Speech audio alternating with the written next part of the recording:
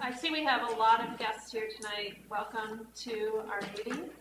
We have already begun. We started with an executive session and a study session. We do have agendas at the entry as well as a sign-in sheet. If all of you could take the time to do that, we'd appreciate it.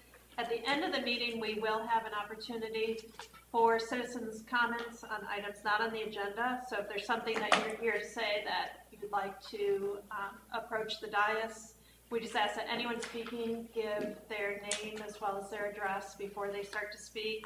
And so I will remind you of that if that's something that's missed.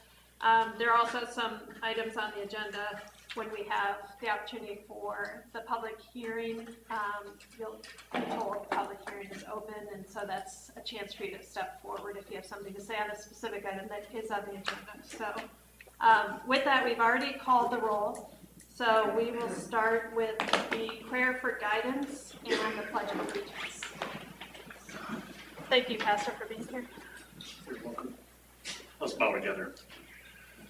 Our great God and Heavenly Father, we thank you that we can exercise this liberty to stand before you and to call upon you for your wisdom and direction in this meeting. And we thank you, Father, that that this liberty is based upon the liberty that we have in our Lord and Savior Jesus Christ. We thank you for Daniel's words as he recognized you as the God of wisdom and might. And we do call upon you for direction for each decision that is made, each discussion. We just leave these things in your hands because we know that you are overall. We know that you are the one who gives wisdom and knowledge. We know that you have set this council in place at this time, and so we know that we can depend on you, we can trust you for your wisdom and direction in this hour. We give you praise in the wonderful name of our Lord and Savior, Jesus Christ. Amen. Amen. I pledge allegiance to the flag of the United States of America and to the republic for which it stands, one nation, under God, indivisible, with liberty and justice for all.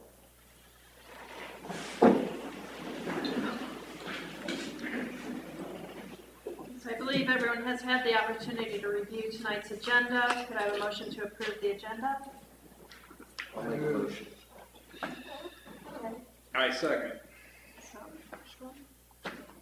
I believe this is Mr. Slagle, correct? Was that Mr. Slagle? Yep. Okay. So we have a motion and a second. Are there any changes, revisions to the agenda tonight? Hearing none, Madam Clerk, could you call the roll? Mr. Slagle? Yes. Mayor McFarland? Yes. Mr. Schwab? Mr. Schwab? Oh, here. Yes, yes.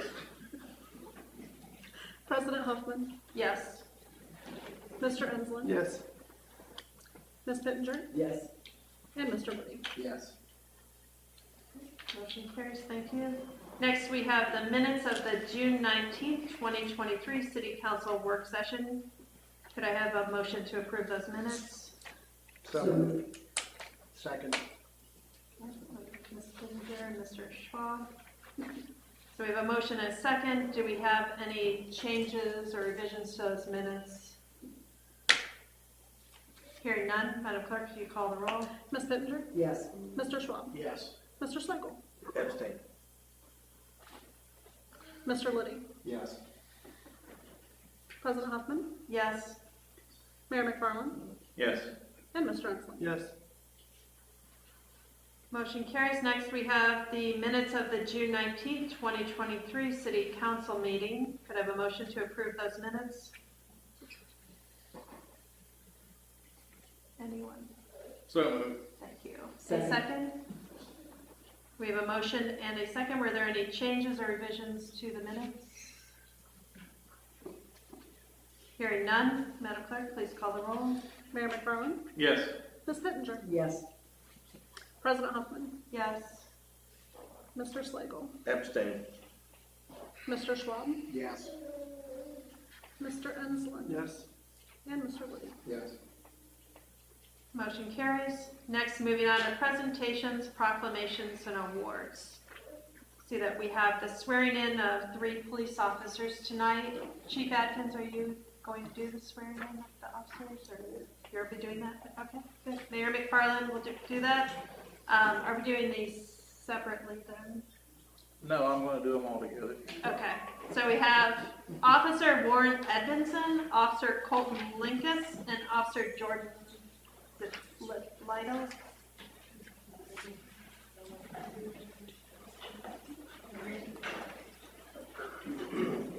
Huh? No, I'll do them all together. You want the Bible? Yeah, that's what I was trying. Okay. That's your department.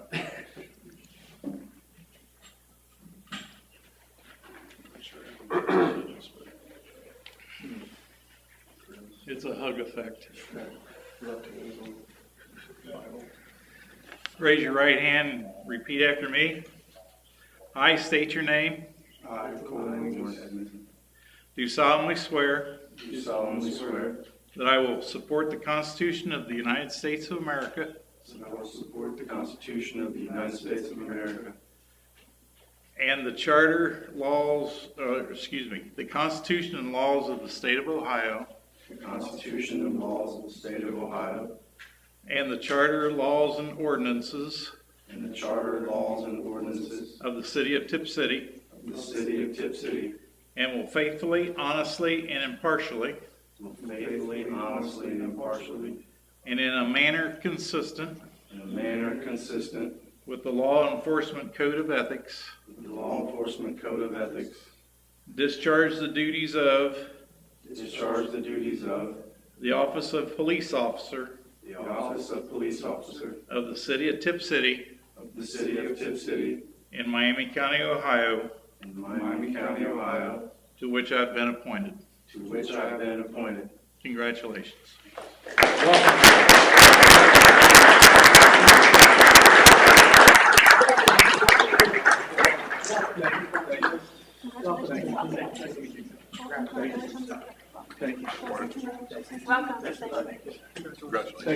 If you wanted a minute to take photos, I don't know if you have family members here. I was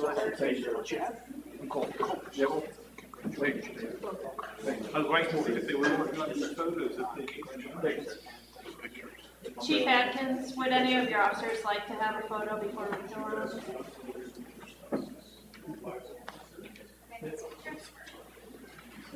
you back down there? If you don't mind.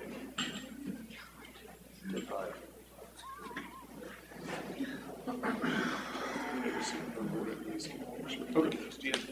In here that has to take a picture.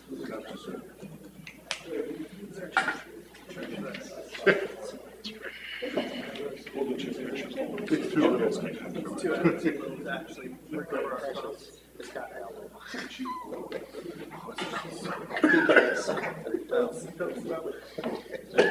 Wow. I'm just taking photos for the police department. Thank you. Thank you.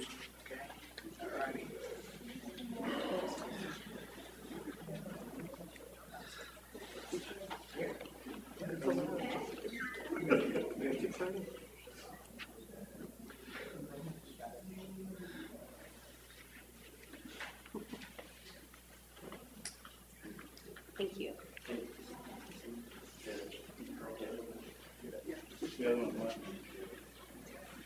Okay. Thanks.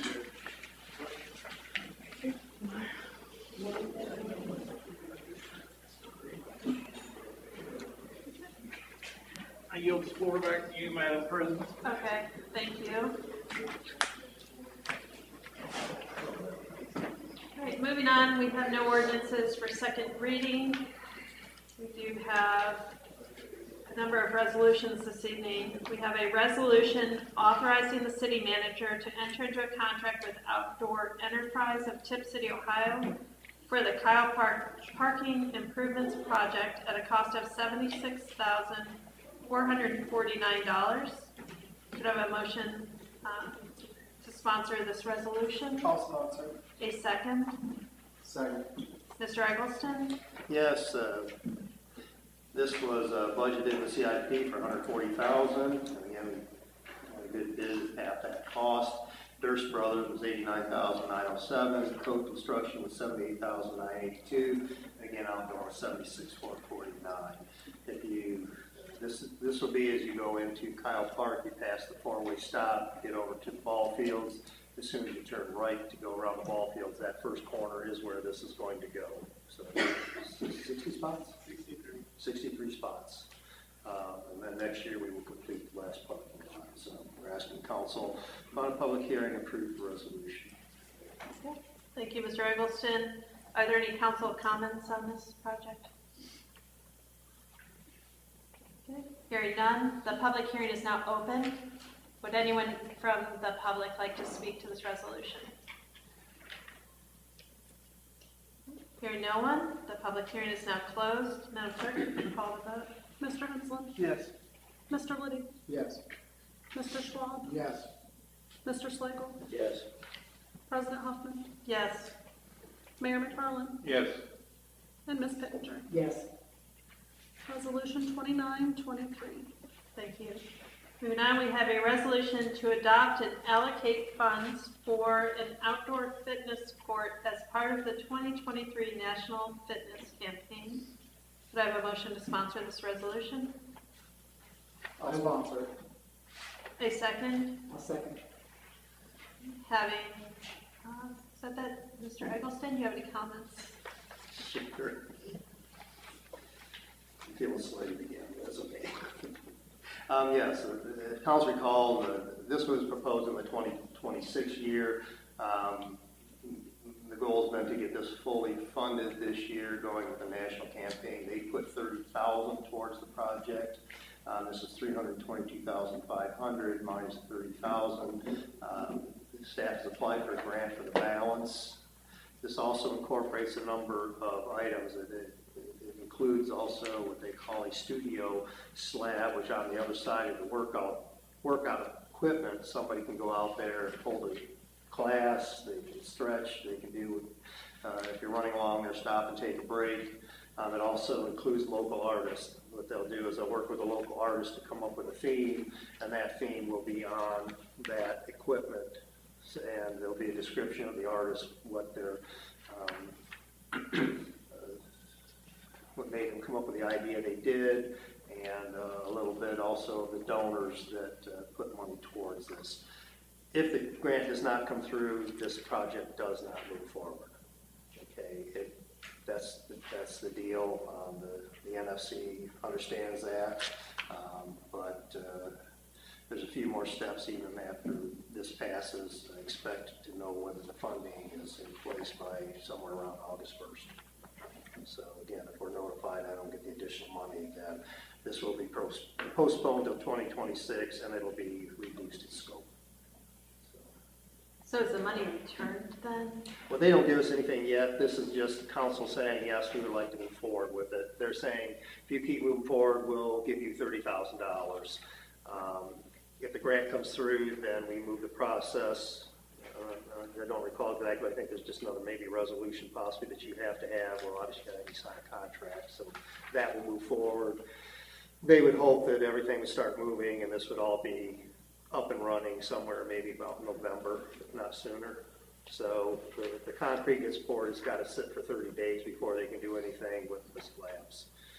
This also includes a canopy over the equipment a little bit to help with some shade. And somebody suggested, I think it's a good idea eventually, is to get some water over there and get some misters. So when the degree, it's 80, 90 degrees, there's just a little mist there to cool people down. So then this goes on their website as a location, and anybody that uses this equipment, they can go to Fairborn, they can go to Tipp City, and a few other cities around Ohio that have this. So it is also a marketing tool to some degree. So again, we're asking council to approve the resolution as presented.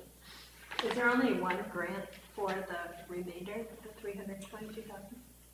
That's what I'm looking at, is one grant. There are no other sources that we're going to tap into? Not at this time. We'll use a little bit from our Tipp Foundation, which is very little, $3,000 to $6,000 we can throw into it. But kind of talk with it, if this does fall through, then we can still keep moving forward, maybe just revamp things and redo an agreement with them that, okay, maybe we'll try in the spring. But again, anything we do, we don't have to do if we don't have the funding. That's at least the key to it. We're not committing. You're not committing to, we're going to do this one way or the other until 2026. Okay. Are there other council comments or questions? If we do get the grant, we still do have control over the implementation of it, where it goes, who the artist is, all that. The location we picked that they agreed to was along the bike path over by the aquatic center in that area. You have restrooms, you got drinking fountains, you got all those amenities that you should have while you're there. So they said, yeah, we do like that location. So hopefully it'll also enhance that area because of the aquatic center and some other stuff. So yeah. So that's where it's going to go. Yes. Okay. But I'll also work on twisting some contractors' arms for some donations. So I'll do what I can to save a budget on that. Is there anything else you can say on this? Okay. Hearing no other council comments, the public hearing is now open. Would anyone from the public like to step forward and speak to this resolution? Hearing no one, the public hearing is closed. Madam Clerk, could you call the vote on this? Mr. Liddy? Yes. Ms. Pittenger? Yes. Mr. Enslin? Yes. Mayor McFarland? Yes. President Huffman? Yes. Mr. Slagle? Yes. And Mr. Schwab? Yes. Resolution 3023. Next, we have a resolution authorizing the city manager to purchase 6 transformers for the electric department from Westco International at a cost not to exceed $105,540. Could I have a motion to approve this resolution? I will. A second? I'll second. Mr. Eggleston, do you have Yes. comments on this? I'm going to have Mr. Mack explain it.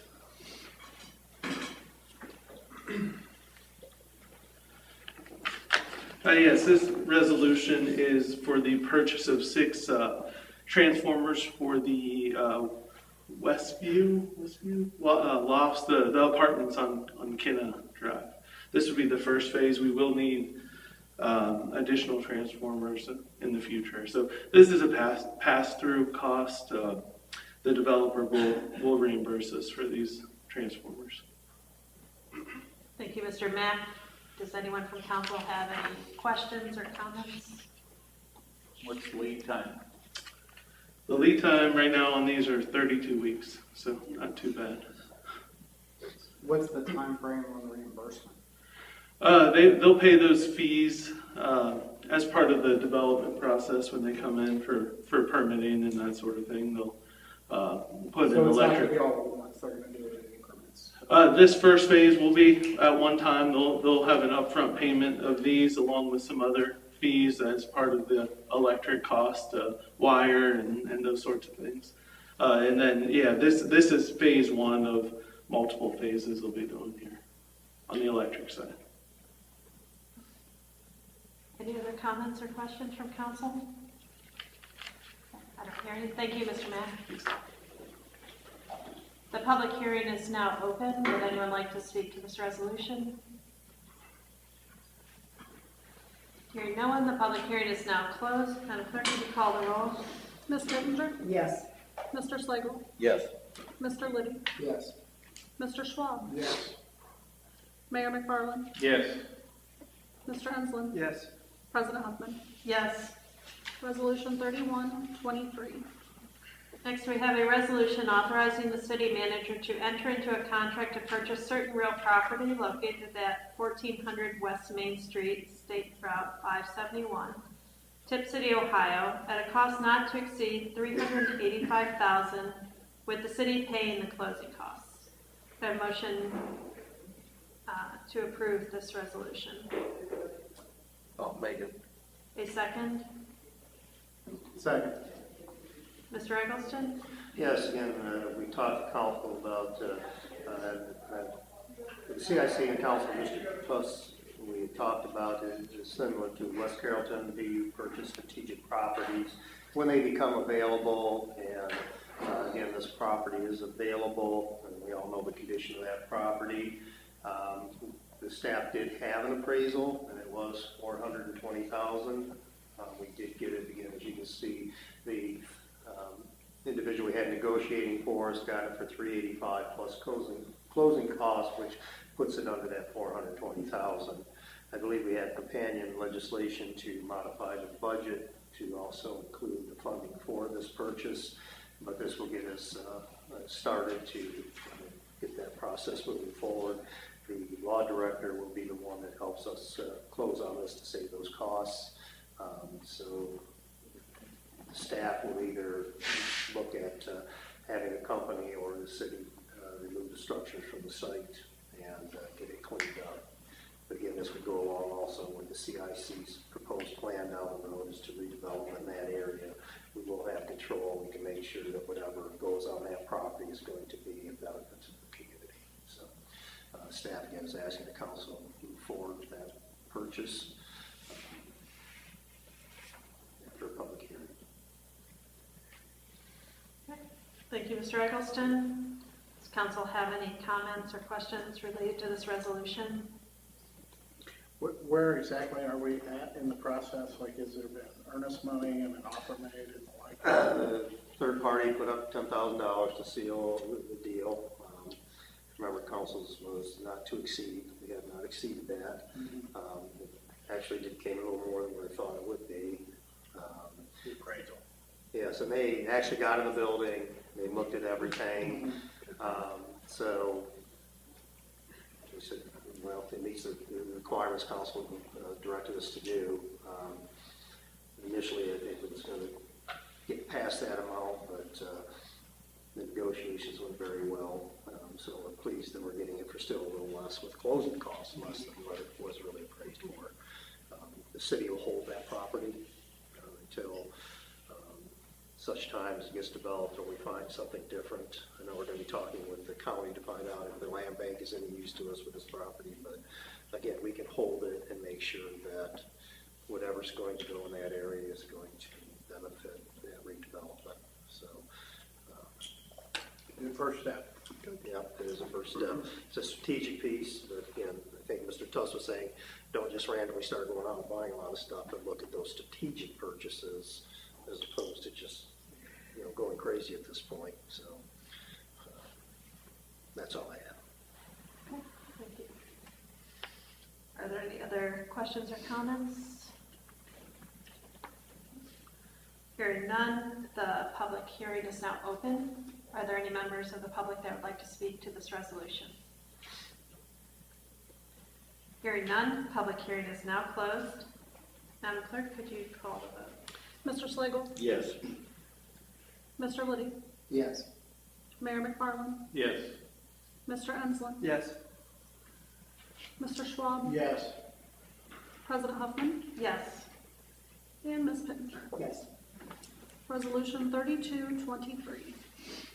Next, we have ordinances for first reading. The first is an ordinance amending Chapter 37, Municipal Employment of the Codified Ordinances of the City of Tipp City for all employees not covered by a collective bargaining agreement. Could I have a sponsor for this ordinance? I'll sponsor. Next, we have an ordinance amending 2023 appropriations and modifying the annual operating budget as a result of this action. The ordinance amends and modifies the 2023 annual operating budget to appropriate additional monies for various unanticipated events which have occurred during the course of the city's 2023 fiscal year. Could I have a motion to sponsor this? Or I'm sorry, could I have a sponsor for this ordinance? Thank you, Ms. Pittenger. Mr. Earlston, did you want to speak to these as we go? Okay. Again, this was a companion ordinance to the purchase of the property, so Mr. Green had to make an adjustment in the appropriations. Again, the timeline for closing on the property will coincide with the ordinance. Okay. And I apologize on that first ordinance that I read. I didn't allow you time to comment. Did you want to go back and comment on that? The one related to that? I'll wait till the next meeting. That's Okay. fine. That's, No problem. Moving on, we have an ordinance vacating alleyway bounded by in-lots 273, 274, 275, 868, and 869. Could I have a sponsor for this ordinance? I'll sponsor it. Mr. Edelson, did you have any comments on this? Mr. Spring, I think this is Mr. Mosier's. Yes, this ordinance essentially is a vacation of an alleyway, a legal right-of-way that's at the 30 German Street property that was recently purchased by Up North Construction, Ben Mosier. Essentially, it's an unused, unimproved section of grass that runs east-west right through the center of his lot. Okay, thank you, Mr. Spring. Next, we have an ordinance amending Chapter 34 of the Codified Ordinances of the City of Tipp City, Ohio. Do I have a sponsor for this ordinance? I'll sponsor. Mr. Eggleston? Yes, this ordinance and the next three ordinances need to obviously go together. They all surround the position of the law director. So if you're introducing one, the next two also should be introduced so they can be in public hearing together at the next meeting. Next, we have an ordinance modifying Chapter 37 of the Codified Ordinances of the City of Tipp City for employees not covered by a collective bargaining agreement to add the position of Director of Law and modifying Section 37.16 to include an exception for the Director of Law. Someone like to sponsor this ordinance? I'll sponsor. Mr. Eggleston? Again, this just adds a position into the non-bargaining unit under Chapter 37. Next, we have an ordinance updating Chapter 37, Exhibits A of the Codified Ordinances of the City of Tipp City, establishing pay and benefit schedules for all city employees not covered by a collective bargaining agreement. Do I have a sponsor for this ordinance? I'll sponsor it. Mr. Eggleston? Yes, if all goes through, this would establish the pay for the Director of Law's position. Thank you. Moving on to motions, we have a motion approving the Tree Board's 2023 Urban Forestry Management Plan. Could I have a motion to approve? I will. A second? I'll second it. Mr. Eggleston? Yes, each year council is required to approve their plan so that they can move forward. Again, it's how they're going to look at trees, planting trees, keeping their canopy vital in the community, because again, without trees, you have very warm, hot community. I mean, they do provide shade and home for the ecosystem, so we're asking the council to approve that plan, and staff can move forward with planning for the tree board and implementing it. Thank you. Are there any council comments related to this motion? I have a quick question. The attachment section on page 9, they took out the comprehensive planning design, the tree risk assessment, the annual work budget, the long-range work plan, and the long-range work budget. Why were those removed from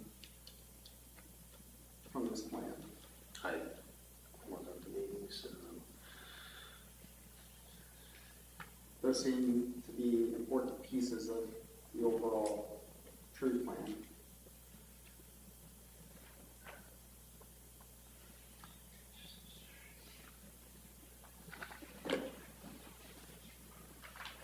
I think if I looked at the implementation, it says the proposed budget for the next 5 years shall be developed, but up above it, really, the proposed planning list for the next 5 years shall be developed in consultation with the city staff, which in essence means that we would approach council with the budget to say, this is what we need to plant trees.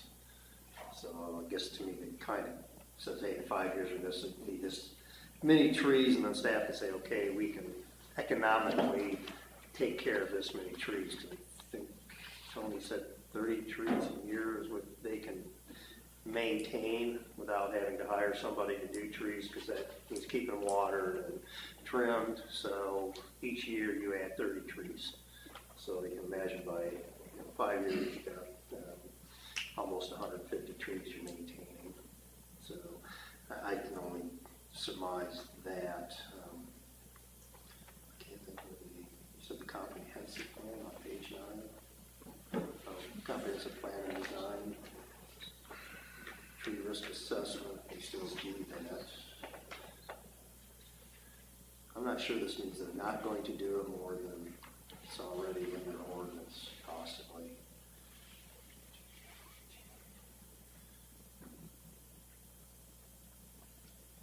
Because we still do the budgeting, we still do the work plan. Is this something we should table until we have more information? And I mean, the biggest part of that is the tree risk assessment, because I think it's vital to the community that we're going around inspecting trees and making sure that they're in good shape, that we're removing dangerous, trees. And I'm not saying that they aren't doing it, I just don't know why it got struck here and then it's not attached somewhere else. I think it's still in here, Ryan. It's Article 3.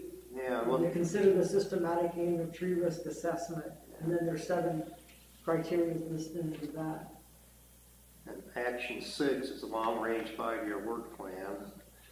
I don't know why maybe they just crossed it out there, but it's still in here. Action 5 and annual work plan budget.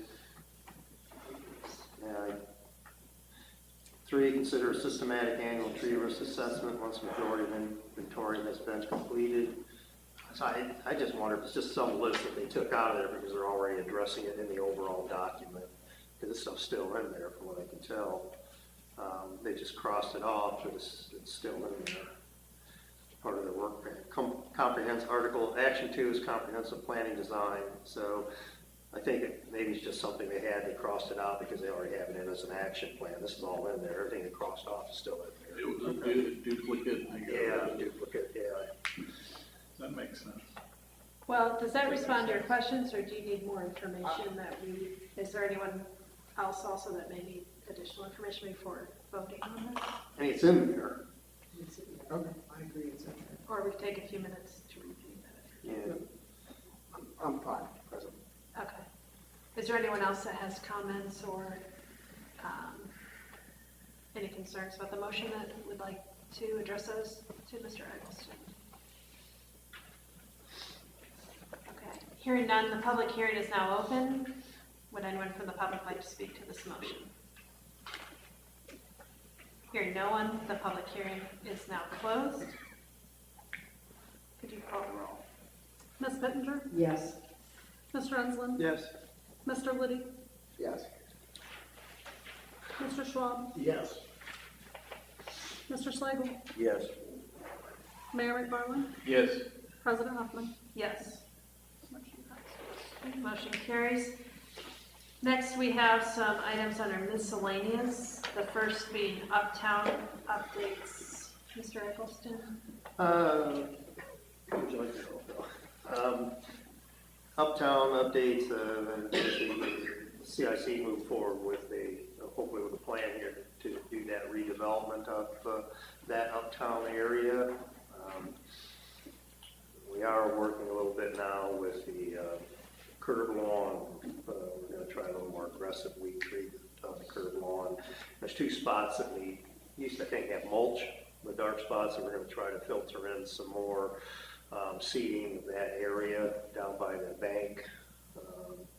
We're still keeping on Mr. Eggleston on trying to maintain the property. He assures me he's been trying to get individuals into their complex.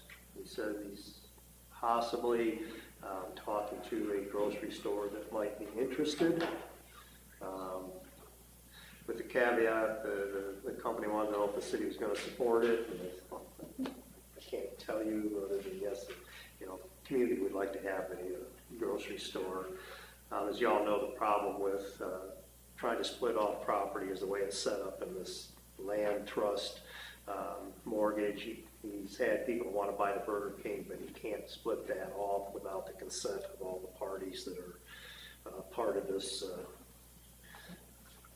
lack of a better word, investment for the real estate. He has been trying to do his best to attract other businesses, but it's been tough. At least that's what I'm being told.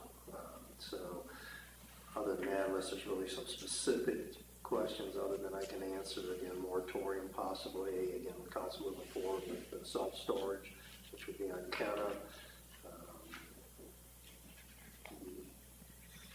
Until we get to the plan and we get the developers hopefully involved, I think there's some other areas that we need to look at from staff's perspective on cleaning up some other planters in the plaza across the street, but we'll keep on that.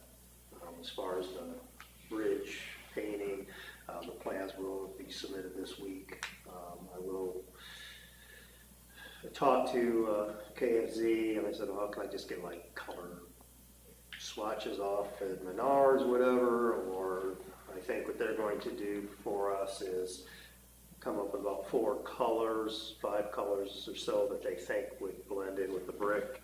And if you notice, this is the sample of the brick that would go in. It is called regimental red. So they said they would look at least 5, maybe 4 to 5 colors, give us a swatch to show beige, this dark red that you've seen before, or the beige and another red. They said normally that top part of the abutment is painted beige and then the steel's a different color. She feels that if you really want a red, that paints have come a long ways and maybe you're not going to see them fade as fast as ODOT thinks they are, to where they'll start getting more pinkish. So I hope by the next meeting I'll have some color swatches for you to look at, but this is the color that the brick comes in. Okay. Well, I appreciate you bringing that. I think that is, we've kind of been put in a position of picking out colors or voting on it, and so having done that and just looked at something on a computer monitor, it's much more realistic to look at something that the swatch, and knowing that ODOT said, don't do red, makes me think we should open up the discussion to. Yeah. So if they have 4 or 5, I think that sounds good. And then we can compare them with the brick now, just set them there to see maybe a little bit of what you're going to get. Yeah, I think that's helpful.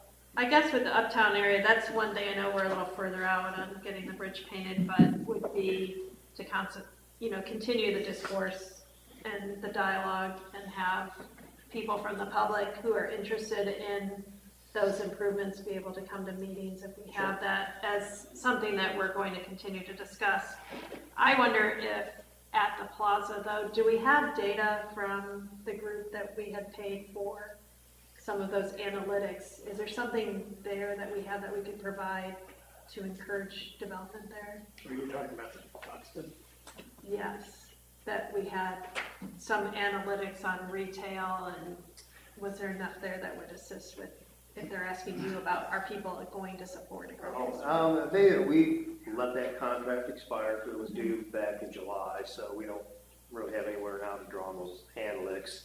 I think that the thought process a little bit was that once the plan's done and a developer gets in there, they will look at the data, they will be the ones going out and attracting individuals to come in there. I think we can try to get with ODOT just basically on traffic counts, but again, we can't tell a business, the community's gonna support you. I've heard a number of things that, well, the last one, the prices were more expensive than Kroger. Well, sometimes independent grocery stores are just a tad more expensive, but whether this company thinks they can make a go of it and the community does support it, I mean, if you're shopping at Kroger now, you need to, if this comes in, really spend your dollars at this grocery store, because if you go by the original owner before the Mexican restaurant, and Goria Food and stuff, that he said, I'm losing $50,000 a year. So that tells you, are the people going to support something if they didn't do it for $50,000? Now, if somebody comes in, and hopefully, I think if they can do some interior remodeling and make it look like a brand new store, you might attract more people into that store, because you've got to maintain things, but I can't tell somebody, oh yeah, the public's going to be there and you're going to make your money. And I don't know what the results of that, if we had any data to support that, because we weren't with that company very long, but did they give us anything that we could then share to? When it comes to the independents, we couldn't get a lot of that data. They track the national brands through the cell phones, but to get somebody like this company, it was hard, because even with Dorothy Lane, we said, do you have data that we could share with Dorothy Lane to try to do something? He said, well, we don't really collect that. They did have the traffic counts through the cell phones that you could tell who was going in front of the place, but that wouldn't tell you they were actually shopping at that store. So, again, we didn't renew that contract, and it was $30-something thousand a year, to say, if we're going in this direction with the CIC, are they going to be the drivers to fill these spaces instead of us? So again, that contract can always be renewed somewhere down the road if council thinks there's a benefit there. Well, again, I don't know what there is. I just wondered if we have something that we've already we gathered information that could be shared. So we could tell them just what we found, that with all these 50%, Pickwa and Troy together form 50% of that store's volume. Out of our zip code, not just the city, our zip code, 63% go to Family Dollar. More or less 5% of Tipp's zip code goes to Kroger North, 15% go to Kroger South.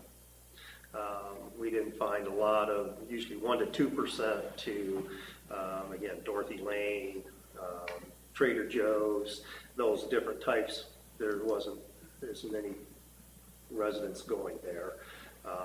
So it was kind of spread out, but the bigger stores are obviously your chains, Kroger's, Walmart, and Meijer. But it seems like Kroger had the lion's share of most of the grocery business.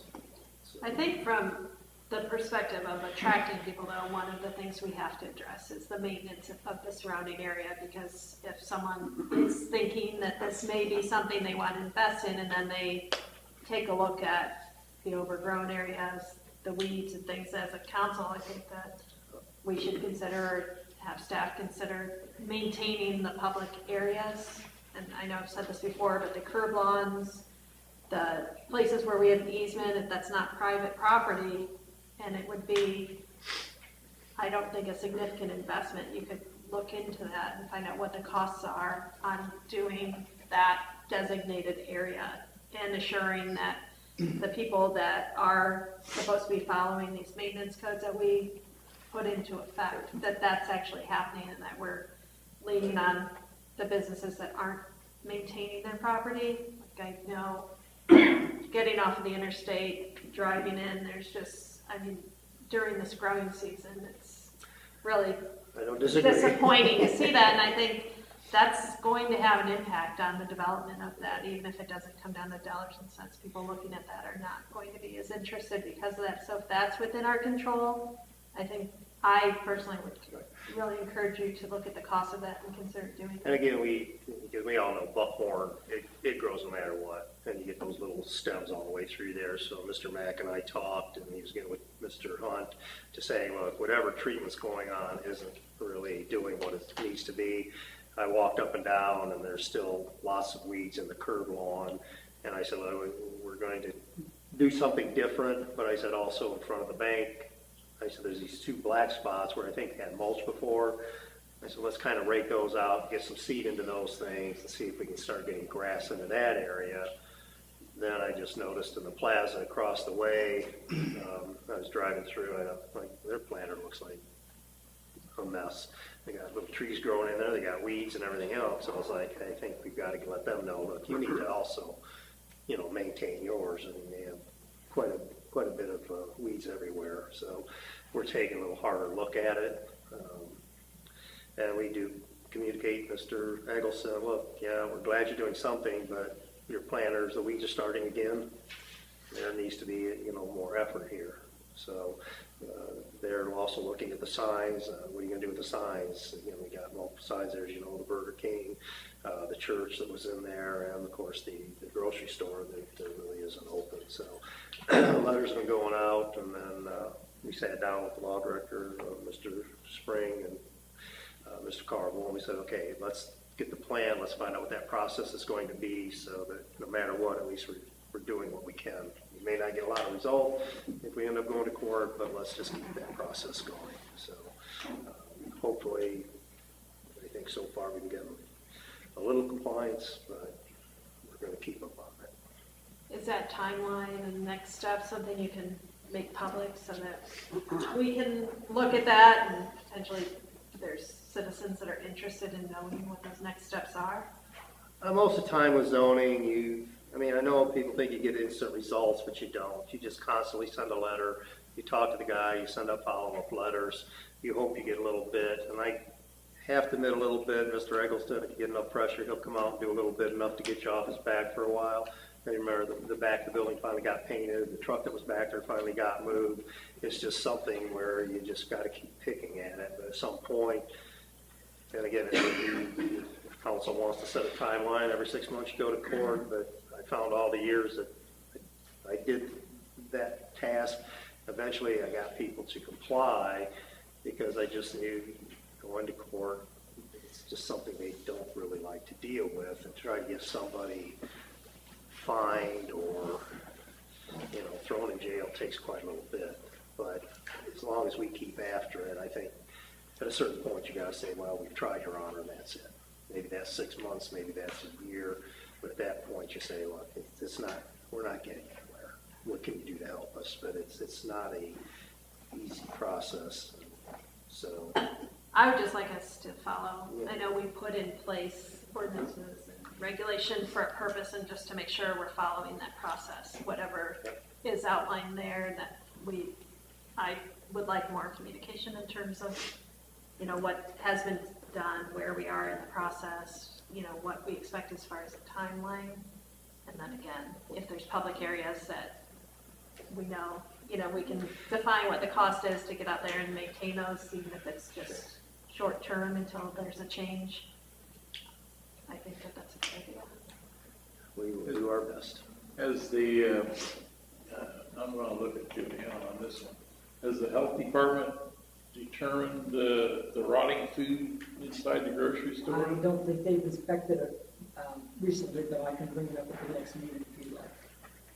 I would. Okay. That'd give us some more firepower.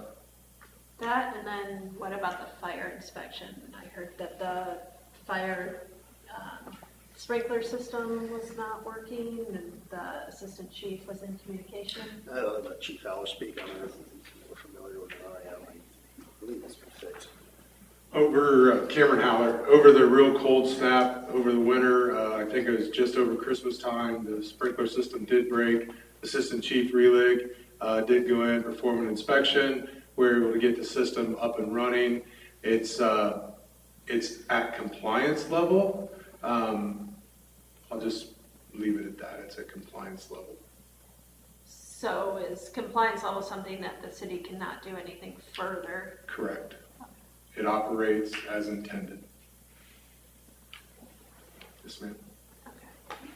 And that something that building in compliance in a way that someone else could become a tenant there, or is it in compliance with the fact that it's essentially vacant? It's in compliance that somebody could become an occupant. The fire code doesn't give correlation to whether the building is vacant or not. Once a suppression system is installed, it shall be maintained for the life of the building, whether that's occupied or unoccupied. Okay. And you seem to be hesitant in saying it's compliant. Is there hesitation there for a reason? No, because compliance, remember, that's the minimum standard. There's a lot of improvements that could be made with the facility. So it's at the most base level of compliance.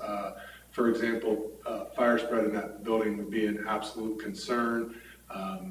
It was a building that's been added onto over and over. There's multiple systems at various ages. They're passing their tests, but we get the same compliance from the owner that the other city staff does. The other Minister Eggleston will be on top of it for a brief amount of time, get things to where it needs to be, and then it quickly falls into another state of repair until you get back in there and find it again. So when Assistant Chief Relick was finished, it was in compliance. The hesitation is I can't tell you right now for 100% fact it remains in compliance because we can't go there every day, every month to re-inspect. We try to get there on an annual basis or when there's a complaint or a known break in the system. So is this a hazard? I mean, can we qualify that there's a hazard to the community by having this building that's going in and out of compliance like that?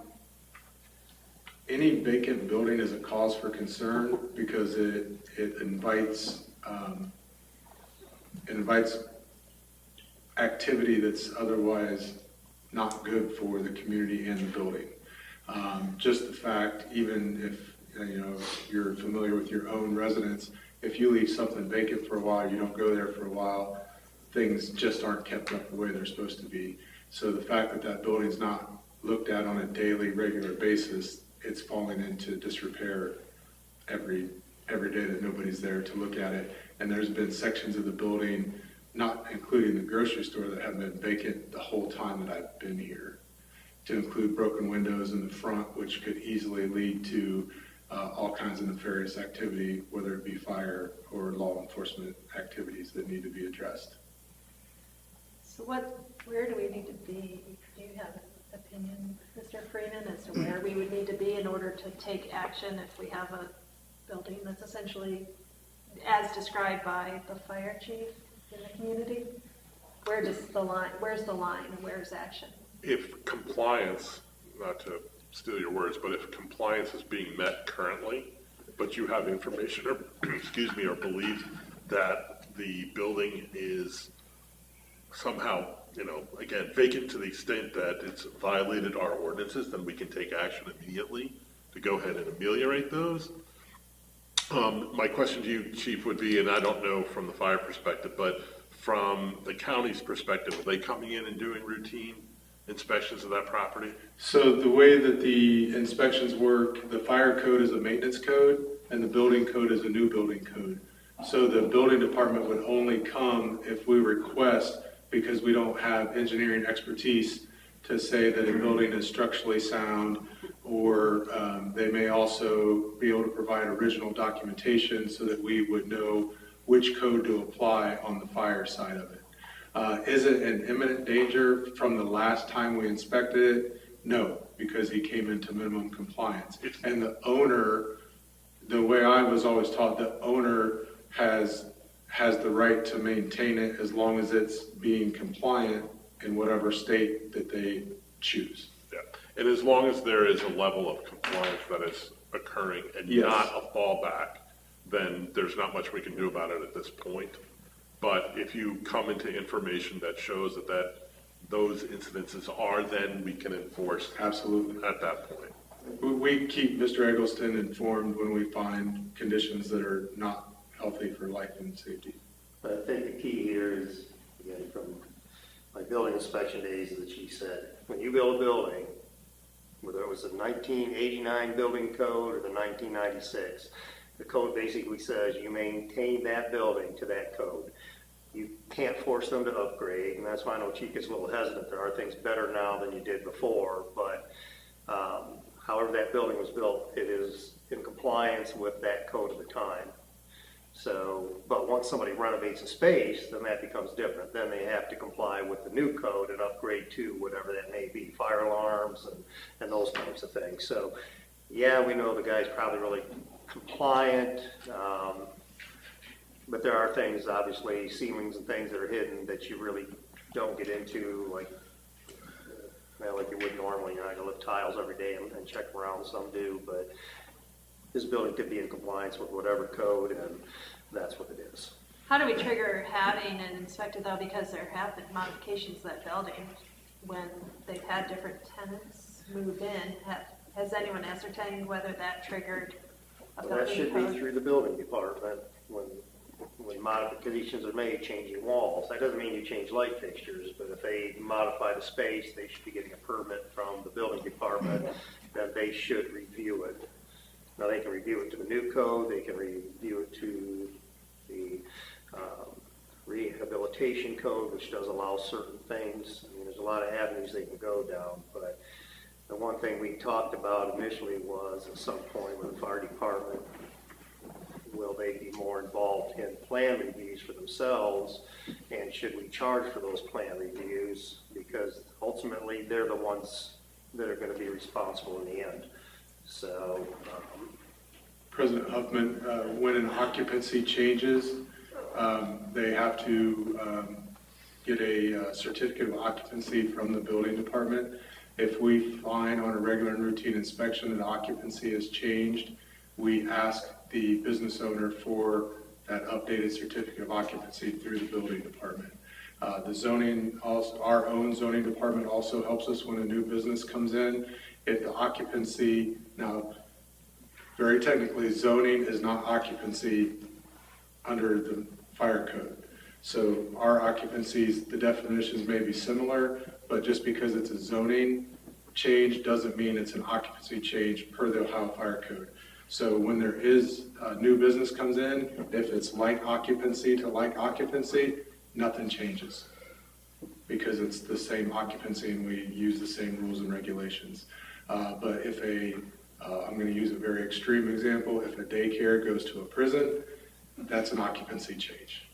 And I use that on purpose because it's very stark difference. at our daycares, prisons. So what I'm hearing is there's unlikely to be, at this point, you haven't found a problem with the fire compliance, but you intend to continue inspecting that in order to assure that it's in compliance and you don't have any information that as a building, there's a reason that we can move forward because there's not a structural issue that's creating a hazard? That is correct at this time. What about the police department?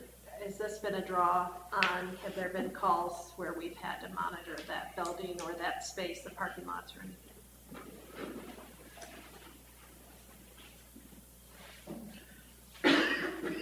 Thank you, Chief Holler. I can't answer specifically the number of calls, but I can tell you that it's not a huge draw on our folks. Okay. Yeah, I know the lighting appears to be, not maintained to level. It's a dark, unmaintained area, and when you say there are broken windows and things, that makes me think that there may be activity over there that, would attract people for bad reasons. Do any other council members have anything to contribute to the conversation? Yeah, I just had a question about the BK sign. So we have no legal standing to do anything on that property since it's private property. No, I think there actually is. And I'll try and get a memo out to council here soon, but under chapter 154, and there's a number, I don't want to go too deep a dive in this, but there are some options that we can explore that would do differently than the prosecution side of it, but more on the enforcement from the city side and then a recoup of the costs and fees that were used. As an assessment? Correct, on duplicate on the tax roll. I would assume that it's in violation of the sign code. Okay. If it's not, we should probably look at our. Yeah, time. That's the problem. Without being official about that, yes. I would think there would be something we could do past writing a letter and saying you have. There 60 can days. be, there can be under the code section. And again, you would, I don't know how much it would cost, again, go in and take care of those signs, physically take them down. The only other issue that can be created is if there's any signage inside the building, as to whether or not, if we can't get inside the building itself, whether we can take some measures on the outside of the windows where it's being displayed, such that it no longer shows that. Do we have the capability, staff, to take that sign down if we obviously get to that point? We don't. Yeah, you'd have to contract that again, and I don't, obviously not knowing what that would cost, but are being looked into pretty heavily at this point. Thank you. You're welcome. So it sounds like we're addressing the BK sign. Ms. Pittenger, you're going to give us more information about the health department at your next meeting. I appreciate that. And Mr. Eggleston, would you be willing to give us a cost for maintaining the public areas as well as areas that we have access to through easement, so we know what the I allocation may be don't, for I'd have that? to work with the law director, because I don't know if we have a right, just because there's an easement that we can go in and mow or do whatever, or easements or utility easements, I mean, we get a pole, and we can do certain things, but it may not necessarily mean we can go on and maintain something. Like I say, we all have in our yards a 5-foot easement, and we're responsible to mow those ourselves, but I don't know if we have the right to do that, so we'll get you an answer. Like I say, Mr. Freeman will look into that also and give you his legal opinion on it. Okay. I'm just talking off the cuff. No, I appreciate that. I think that's progress, as well as knowing, can we allocate some funds toward that? I would assume that's within your discretionary spending. I would not think the amount would be that much, but if, That was costing $50,000 or more, we've got issues, but. right. Can we find out the last time there was a building inspection done of that property and get a copy of that, or is that county? Is that a county thing? It's not a building inspection. The building inspector doesn't come in and inspect buildings per se. Only at the time you pull a permit, that's when you get building inspections. Everything really does fall on the fire department when they do their annual inspection. So we rely on the chief to go in and say, okay, there's these issues, you need to correct those. Because again, there's firewalls and stuff that have to be maintained, so. No, I meant the. Well, I don't think that's necessarily true, right? If there's a crack in the foundation, that wouldn't be the fire department, that would be the building department. Not necessarily. I mean, I can have a crack in my foundation, that doesn't mean the foundation's bad. That's why you have a building inspector. Well, Say that. basically, I wouldn't do that as a building inspector. I'd tell them, you need to get an engineer or somebody to look at this, but I would not make that determination, because the first thing would happen is you'd draw me into court and say, are you an engineer? And I'd say, no, I have construction experience, but there's numerous foundations that crack, but it doesn't mean that there's something that's detrimental to the building, so. Well, how do we Well, the way- advance it? Because like the buggy whip, we know that was an example of structural issues that created a public hazard, and so the city. Well, they actually had a failure inside that Fell into the prompted. street. So how do we equate that though before we, you know? Well, because again, now look at it this way. So they sent the inspector in. He said, "Oh yeah, I mean, yeah, well, we'll condemn this and tear it down." Well, then it turned into, "No, you got a structural engineer." So now it became a debate between structural engineers: does the building have to come down, or does this able to be fixed? So a building inspector doesn't go in to tell you that the failure, the building's going to collapse. That's not the expertise. The expertise of the building inspector is really to say, did you build it to code? Did you maintain it to code?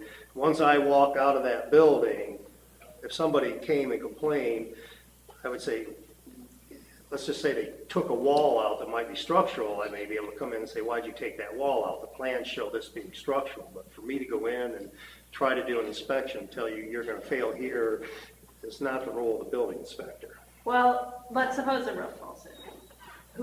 What public authority would be in charge of saying, you can't have a building here with a roof that's Well, the building inspector can collapsed? say, hey, until this gets looked at, you can't have somebody in, because obviously the roof So is they county. pull the If the roof occupancy caved, permit then? Is that- well, the roof caved in, then obviously there's a sign that something structurally happened. But didn't the roof leak, and that's why they lost one of their tenants or something like that? Well, the I air remember that, something conditioning about does. that. But that becomes a property maintenance, not a code enforcement. So I guess I'm just trying to advance the discussion of, is there something the public authority can do to look at a building before it actually does collapse like the buggy whip? So do we have any options for inspection or something beyond just an annual fire inspection? Well, fire inspection, I would assume. Is there anything else? Is there any kind of structural? Property maintenance, unless, well, what some communities do is they do property maintenance inspectors or those types of things where, like for apartments, they get inspectors and they do an annual inspection. So if you had an annual inspection, you did it under property maintenance, then it could be, here's some issues we found, here's some issues you need to address. Again, it wouldn't be the inspector saying, yes, I see a cross foundation, I see broken glass, I see a little crack in your wall, you need to have this looked at. But for them to determine there's an issue really, and say you need to fix this, becomes really a structural engineering problem. So to be clear, there is absolutely no public entity that we can contact to look at a building before it falls down that says that there's something structurally wrong with the building and something he needs to take care of. There's no authority anywhere that can come in and do that. If you call us property maintenance wise, say I have an issue here with my neighbor, it looks like a shed's falling down, yes, the code enforcement individual can go out and say, yes, your shed's falling, you need to do something to fix this. Now how to fix it becomes a different story. But to say you got a crack in your foundation, as you said, concrete cracks, those types of things. So I'd say, yeah, there's things that have telltale signs that somebody could say, if my corner of my building's falling in, then I guess, yeah, it's pretty obvious there's something that needs to be done. So how do we pursue the broken windows? Is that nuisance property that violates Property our maintenance. property maintenance? Yep. So we're pursuing that because it That seems as though there's window's been visible broken signs. 30-some years. Well, I don't, it's time to 30 get years. It's time It's to where get- it's where the old drugstore was next to Food Town. How about a fine? That's a good idea. All right, so it looks like maybe the property maintenance. So my request would be, let's really analyze this and see if there is a way that we can pursue improvement. What our code enforcement is complaint driven. We don't go out and inspect buildings every day again, if you want to do something like that, then you'd have to implement something and say, here's a program where we're going to inspect you once a year, just like the fire, and you're going to fix whatever it is.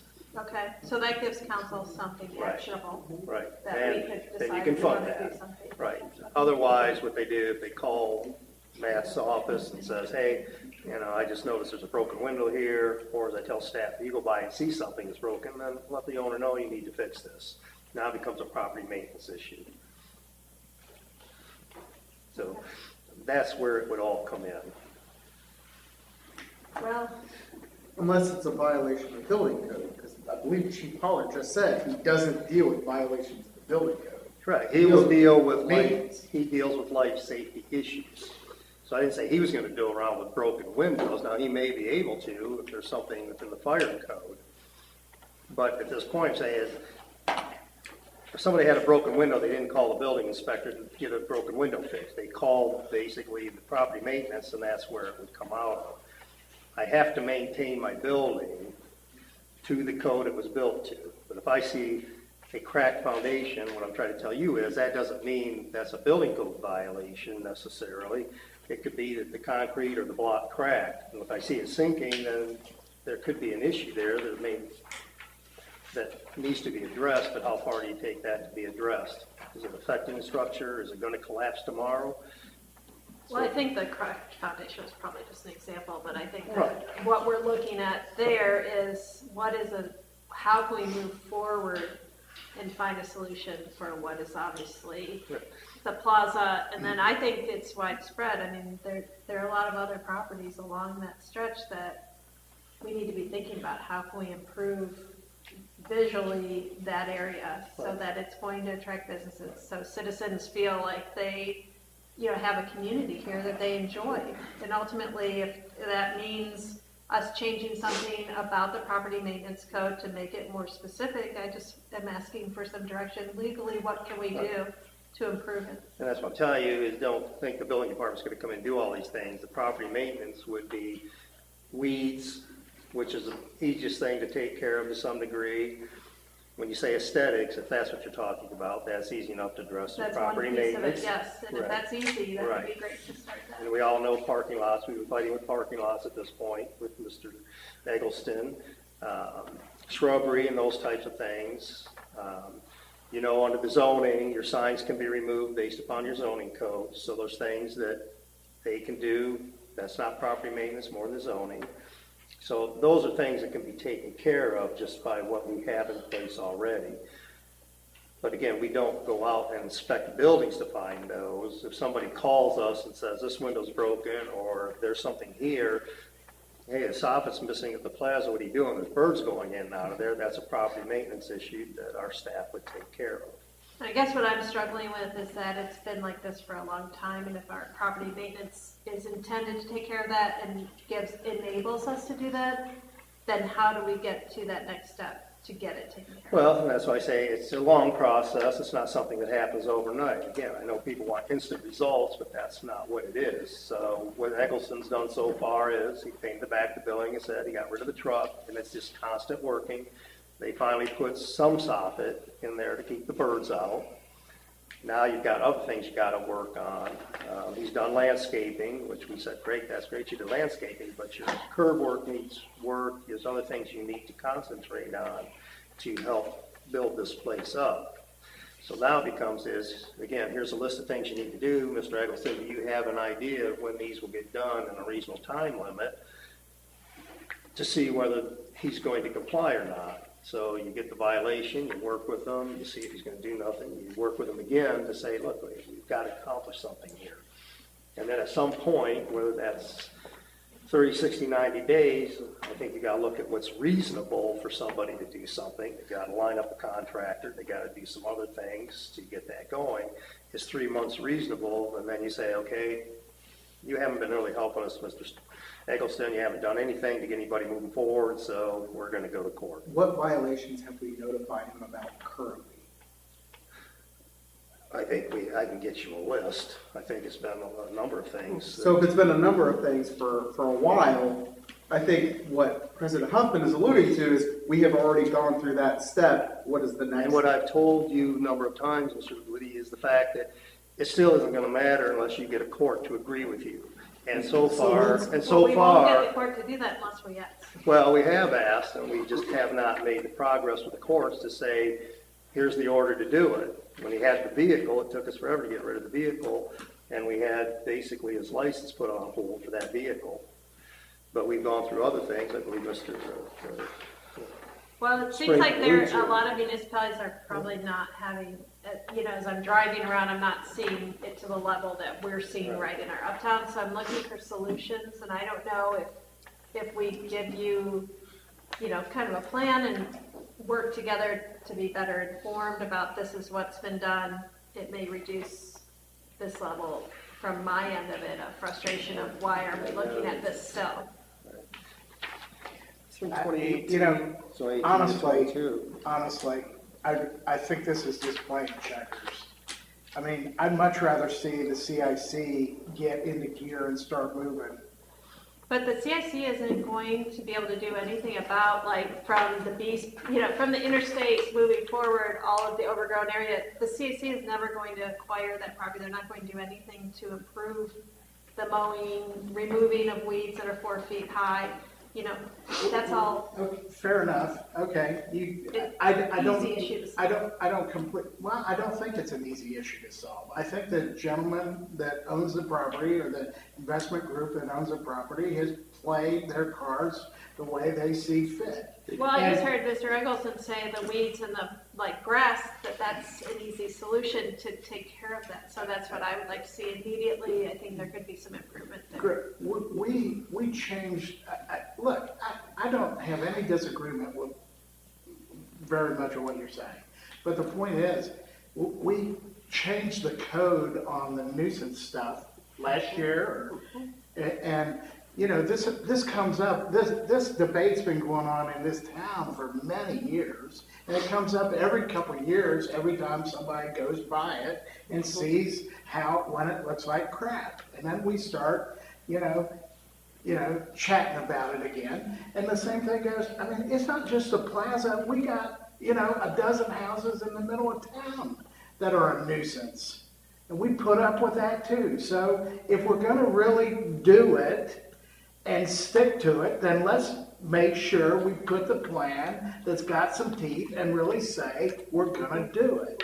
Right on. That's exactly what I'm saying. Right. We have the property maintenance. It's not really the CIC that's going to affect this, but the property maintenance code and. I'm offended by a lot of stuff in town, a lot worse than I am the plaza.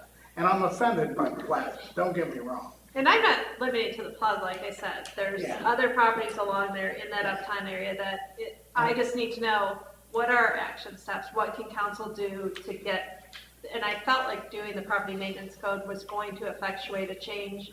I haven't observed that, so what's our next step? Well, it has, and again, you look at the list, you excuse me. I know what you said Mr. Eggleston's done, but I'm saying, like, I'm still driving through there and seeing weeds that are 4 feet tall, and so that doesn't tell me someone is maintaining their property in the I can last. tell you, I've been there, month. I've seen the landscaper go through there, but again, it's a game, Ms. Huffman. It doesn't mean because I send you a letter that you're gonna do everything the city says. I will do so much, and then I'll keep doing things.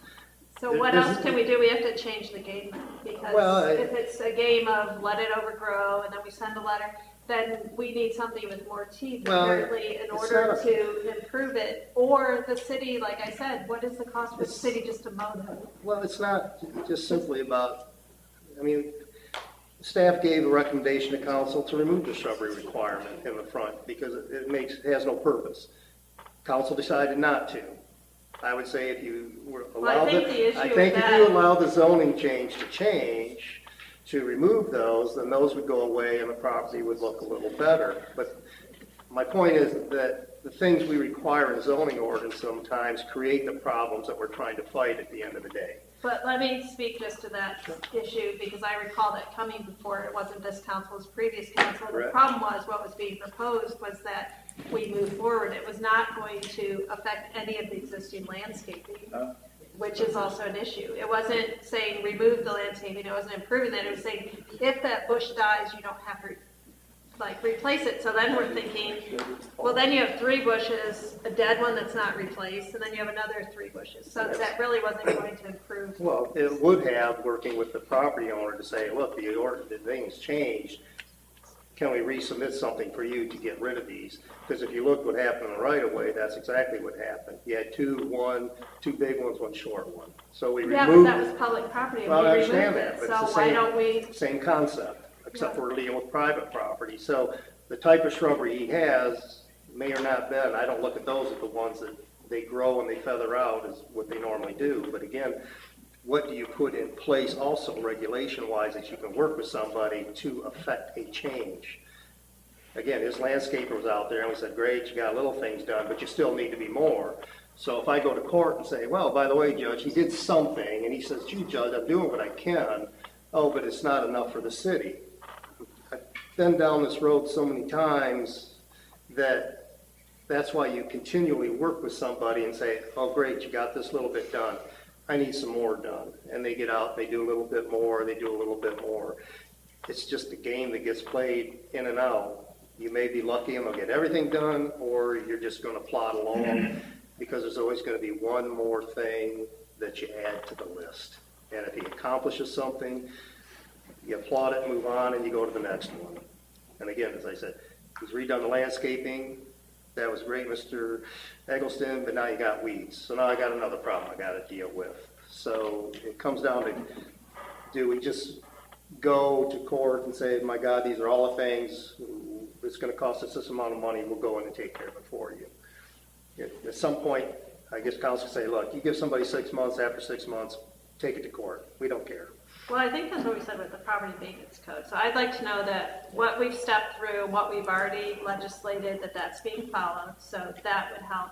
I think also what we've discussed is there are public areas there that have nothing to do with going to court to mow the curb lawn. We removed the bushes, we planted grass, but up and down that area still needs improved maintenance. And so my request is that, you said this previously, that you could talk to Mr. Freeman, decide what areas we can maintain, tell us what the cost is for that, and then we can decide, yes, we think that's a good idea, just go ahead and maintain it. It's probably going to save us overall on the expense of trying to go and enforce these ordinances. So I think progress is what we're looking for. I feel like we haven't had a lot of communication on steps to get to where we want to be. If you're doing things that I'm not aware of, I'd appreciate just knowing what those are and just feeling like we have a plan moving forward, that we're not just playing a circular game and having the same conversation every, like Mr. Schwab said, every so often it flares up and we have the conversation again and we're not getting any traction here or any improvement. We will get you something. That would be great. I would appreciate that. I still think, okay, that uptown, there needs to be a plan that would, having a plan in order for the development and the revamping of the uptown area will put some teeth into stuff like this too. It'll garner community support and it'll get things going. But I guess I would put it back to the members of the CIC to, instead of just meeting once a month, how about rolling up their sleeves and getting things moving to get plans moving? Yeah, and I think that you make a good point. It would be great to have that accelerated and move forward. I think one of the things that we have to consider, though, is that we're not, the purpose of that is to attract people to develop here and to invest here is what the CIC plan is about. And if we don't have those areas improved that are, a public eyesore and a nuisance, we're running the risk of that plan not being successful. I agree with that, and I would also add, I don't know where we're at relative to development or attracting retail into the plaza right now. If we are, I just don't see the benefit of attracting a grocery store at the moment before we have a development plan. I think that would set us back 20 years. But I don't think that's our rule, not to say a grocery store can't go in there. I mean, if it goes in, our thing is, we can't tell this owner, don't do this, don't do that. And talking with developers, they would assume that you are far better off letting it devalue itself than increase the value. Right. So, So you can say that, but you can't say that? Is that what you're saying? Well, no, we all know one thing is the cost of redeveloping the property with $5.5 million worth of debt, we should say, or whatever that investment is on the property, on top of what the owner wants, $7 to $8 million for somebody to purchase both those parcels, doesn't work within a plan for a developer. And as I'm talking with one, and I don't want to name them, is that basically quit getting people in there. Let the place go down to where the point is. The revenues aren't doing the investment, and therefore now it becomes more viable for somebody to say, I'll offer you this much to get out of the deal. So now you're in a catch-22. Do you let this thing grow and hopefully they get the revenues to repair it, or the way this thing's structured is it just everybody's happy making some money? Because at this point, we know somebody's making money. We know the grocery store currently is paying their rent. So there is nothing here economically that puts this guy in a position to say, man, I got to sell this place before it goes under. And again, I know council, and I'm not trying to be obstinate or anything else. I just know how this all works. I've done it for 30 years. And I know you get frustrated, but honestly, it does depend on the course that you get so far. But what's that sweet spot that you work with somebody to finally be able to go to court and say, we've done our best, we can't get that? What is that sweet spot? It may be every 3-6 months, but if I go to court and I show you I've been doing something, is the court's really going to go against me knowing, well, I just cleaned this up, Your Honor. Well, I'm getting the money around for this, Your Honor. I'm trying to do this. I mean, it's just, I tell a story. I only had one guy that ever went to jail because he defied the judge. But we worked with a gentleman for well over 6 months But we got to court, then we went to court, dismissed, and finally got it into court with the guy. We said, look, here's the final time. We're going. He went before the judge, said, yes, I'll take care of it by November, whatever. He didn't. Contempt of court. The judge said 45 days in jail until you get it done. I mean. Well, my suggestion is we examine other options that we haven't done before, even if it means going in and taking care of the public area ourselves. That's going to be a meaningful improvement on that property that I think people will appreciate seeing. You know, I get a lot of communication from people that are, you know, feeling the same way that I'm voicing to you, and that is that they're frustrated with it looking that way and want to see some improvement. So if we can examine that I think would go a long way, and I would appreciate that. We will present a plan to you from the law director that says, look, these are the things we'll start doing again, and upon this date, if nothing's done, then we will look at, I guess the only thing I tell you is we can look at a landscaping firm ourselves with back charge to them, but they would have to go in and clean it and trim it. I don't think even after you trim it, it's going to look great, but obviously, to me, if I'm mistaken, it's going to take a court order to do it. I can't just walk on the property and start hacking away the shrubs. Well, we'll see. I need to get with Mr. Carville, and maybe there'll be a way to do that, actually. Okay, that would be good. Was there anything else on Uptown that was just a miscellaneous topic that we had? So if no one else, we can move on to the next, which is the fire EMS update. And the purpose of this would be, we've been getting a lot of communication about some pretty concerning response times, staffing issues. I know there's been some internal communication about that with council and from Chief Holler, and so I think there are some questions about what's happening with the department at this point.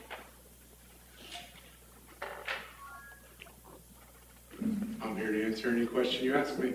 Okay, that'd be good, and I can address this to Mr. Eggleston if you want to rely on Chief Holler. I know the hiring of, we've been told that there are 4 people that, 4 captains that will be hired. Can you explain when they are going to be hired and when they're actually going to be on staff taking calls? I think we believe sometime around August. August is the goal, ma'am, that we have all the examination parts of the process completed.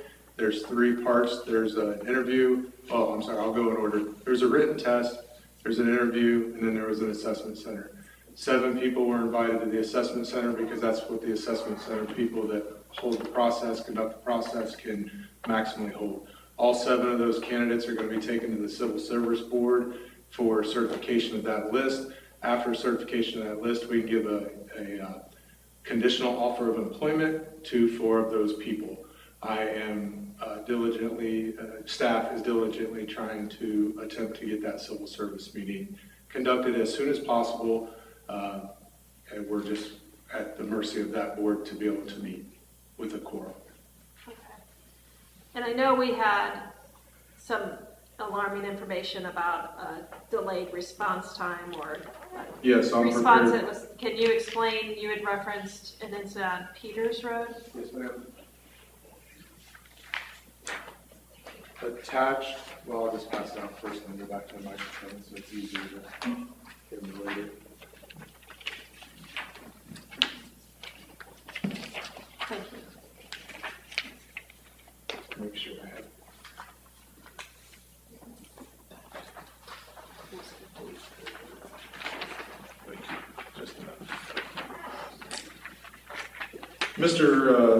The Slyman residents on 7620 Peters Road wrote a letter that is in the township, part of our contracted area. They wrote a letter concerning response times to their structure fire that happened in their detached garage. The front part is a letter that the Monroe Township trustees received. The second memo is my timeline that I received from the Miami County Communications Center. Short terminology is the 911 center. So on June 16th, there was a structure fire that occurred at the reference address 7620 Peters Road. Mr. Slyman's letter, sorry for some of my typos, I did this in I did this afternoon. Mr. Slyman indicates the Tipp City Fire Department arrived at 9:31 p.m. For the sake of this argument, every time that I give you, tonight's going to be p.m. If I switch back and forth to 24, somebody tell me I switched and go back to the 12 o'clock times, not the 24-hour times. The letter also indicated that the neighbor called 911 at 9 o'clock. Well, records indicate that the 911 center received the first call at 9:08 and 15 seconds on that evening. The call was dispatched by the 911 center at 9:08:34. So due to some upgrades that the 911 center has, within 19 seconds they took the call and were dispatching multiple fire departments to Mr. Slyman and Mrs. Slyman's location. The multiple departments are listed there on the piece of paper for you. Tipp City Fire Department Engine 32 was en route at 9:13:13, so approximately 4 minutes and 29 seconds later. Engine 32 marked on scene at 9:23. Mr. Slyman's letter indicates that it was 9:31. So per the dispatch center's time stamp reference for legal record and public record, we had a response time of 9 minutes and 59 seconds after we received the call, or after we were en route. The average response time for all fire calls that's dispatched to arrival is 9 minutes 15 seconds. The average response time for EMS calls is 6 minutes 34 seconds. And the average response time for all calls is 6 minutes 45 seconds. Mr. Slyman also indicated that other departments were there way before Tipp City was. As you can see, Vandalia Engine 2 arrived at 9:24:04. West Milton Engine 71 arrived at 9:25:56, and Bethel Engine 40 arrived at 9:31:48. All these times can be verified via public records request at dispatch through the Spillman reporting system that the dispatch center uses. Okay. And I know you had referenced this in support of the concerns about the staffing. How many people did you have on the schedule that night? On that night, we had 2 people on staff that night to respond to that fire. Those were 2 firefighters, or you only had We were 2 lucky people? we had 2 firefighters on duty. We had 2 dual certified personnel on duty. And what are you typically staffing? We're budgeted to staff 6 part-time person, or 1 full-time. The budget for 2023 was 1 full-time and 5 part-time every day. We cannot staff that many part-time personnel. As you can see from all the monthly reports, the turnover is high. And our average staffing is just over 3 per day. So the increase in the hourly rate, has it helped? We're attracting enough and recruiting enough new persons to only keep up with the amount of people that are resigning. To give you an idea, we've received 2 more resignations this week. So it's not helping. It's keeping up. But it's not helping. I mean, Not making any progress. you're not making any progress. Not making progress. So it's not helping. So what would help in the interim while we wait for these 4 captains to get hired and then the firefighters and so on and so forth? What can we do right now to make those numbers go up? To have on-duty staffing, Yes. implement the full-time system faster. Well, what would we do? I mean, what is there to implement faster about that system? We could hire the firefighter EMT positions now ahead of the schedule at a cost to be borne by the city, because we're in a current contract with Monroe Township for the next 2 years, 5 months at a fixed cost to them. So you're suggesting accelerating the hiring of the full-time people from 2024? Is there a reason to believe that that there are things you could do to accelerate that to get them in position any sooner? Yes, the civil service rules as adopted by the Civil Service Commission that were just updated by Chief Atkins and I include lateral employment. As an example, define officers that were sworn in tonight by the mayor. The process for a lateral hire is much faster than it is for a brand new entry hire.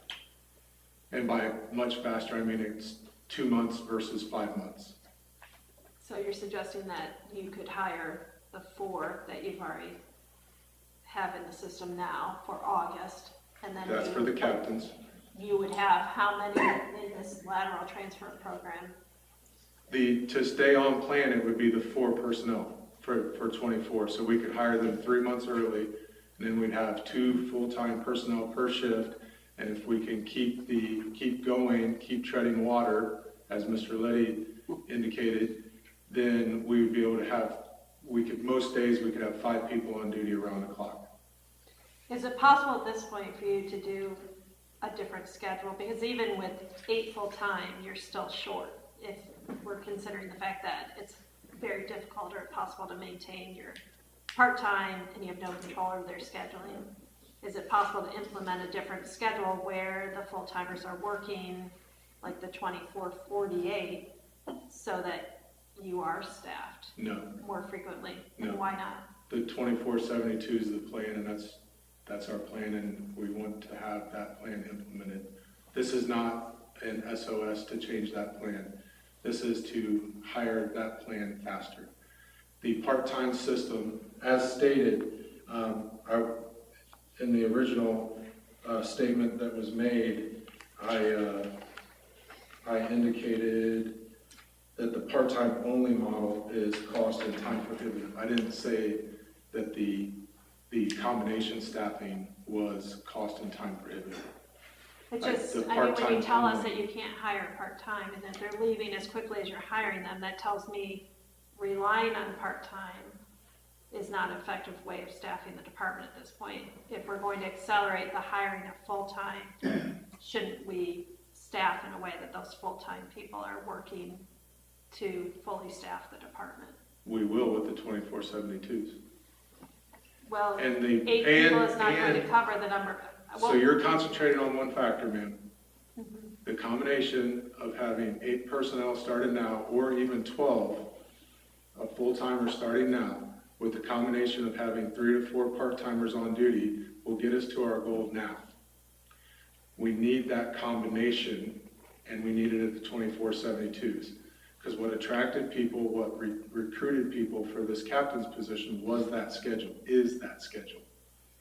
So we need to maintain that schedule at our average cost, or our average, what we did for all the cost factors going into that, in supplementation of the part-timers. So I just think we're going down a path that we're going to continue to spin our wheels here. we are not going to spin our wheels if I can hire full-time people now. And it's pretty shocking. Is most of the reason the part-timers are leaving is because they're obtaining full-time in other departments? Yes. They're either full-time in Chief other... has been saying that for a year and a half. They're either full-time in other departments, or they took the part-time job for some kind of personal benefit where I want to buy a boat, they make enough extra money to buy a boat, and they leave. I've had other people tell me that they were working 2 jobs, a full-time job and our job in the fire service, and they were starting to wear out and they wanted to concentrate on one job. If we implement the plan as is, with the full-time staffing and the combination staffing, and give it a shot, that's what will happen. We don't need to change schedules. We don't need to do that. Right now, there's a local, a state, and a nationwide shortage of all firefighters, of all EMTs at every level. I can't state that any more plainly. So to keep people on duty, we need to have more full-time people as fast as we can afford it, being economically conscious of the citizens of Tipp City and their tax dollars. The plan presented is economically sound and viable and will fill the gaps.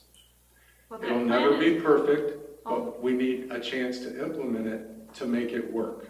But that's only successful if you can rely on part-timers, which you've told us repeatedly. We can't rely on the part-time because they continue to leave to get full-time employment. So if you only have 8 full-time staff, it's not enough to cover Not the only, schedule. ma'am, I said only, and I put that in my writing, and I've said it multiple times now.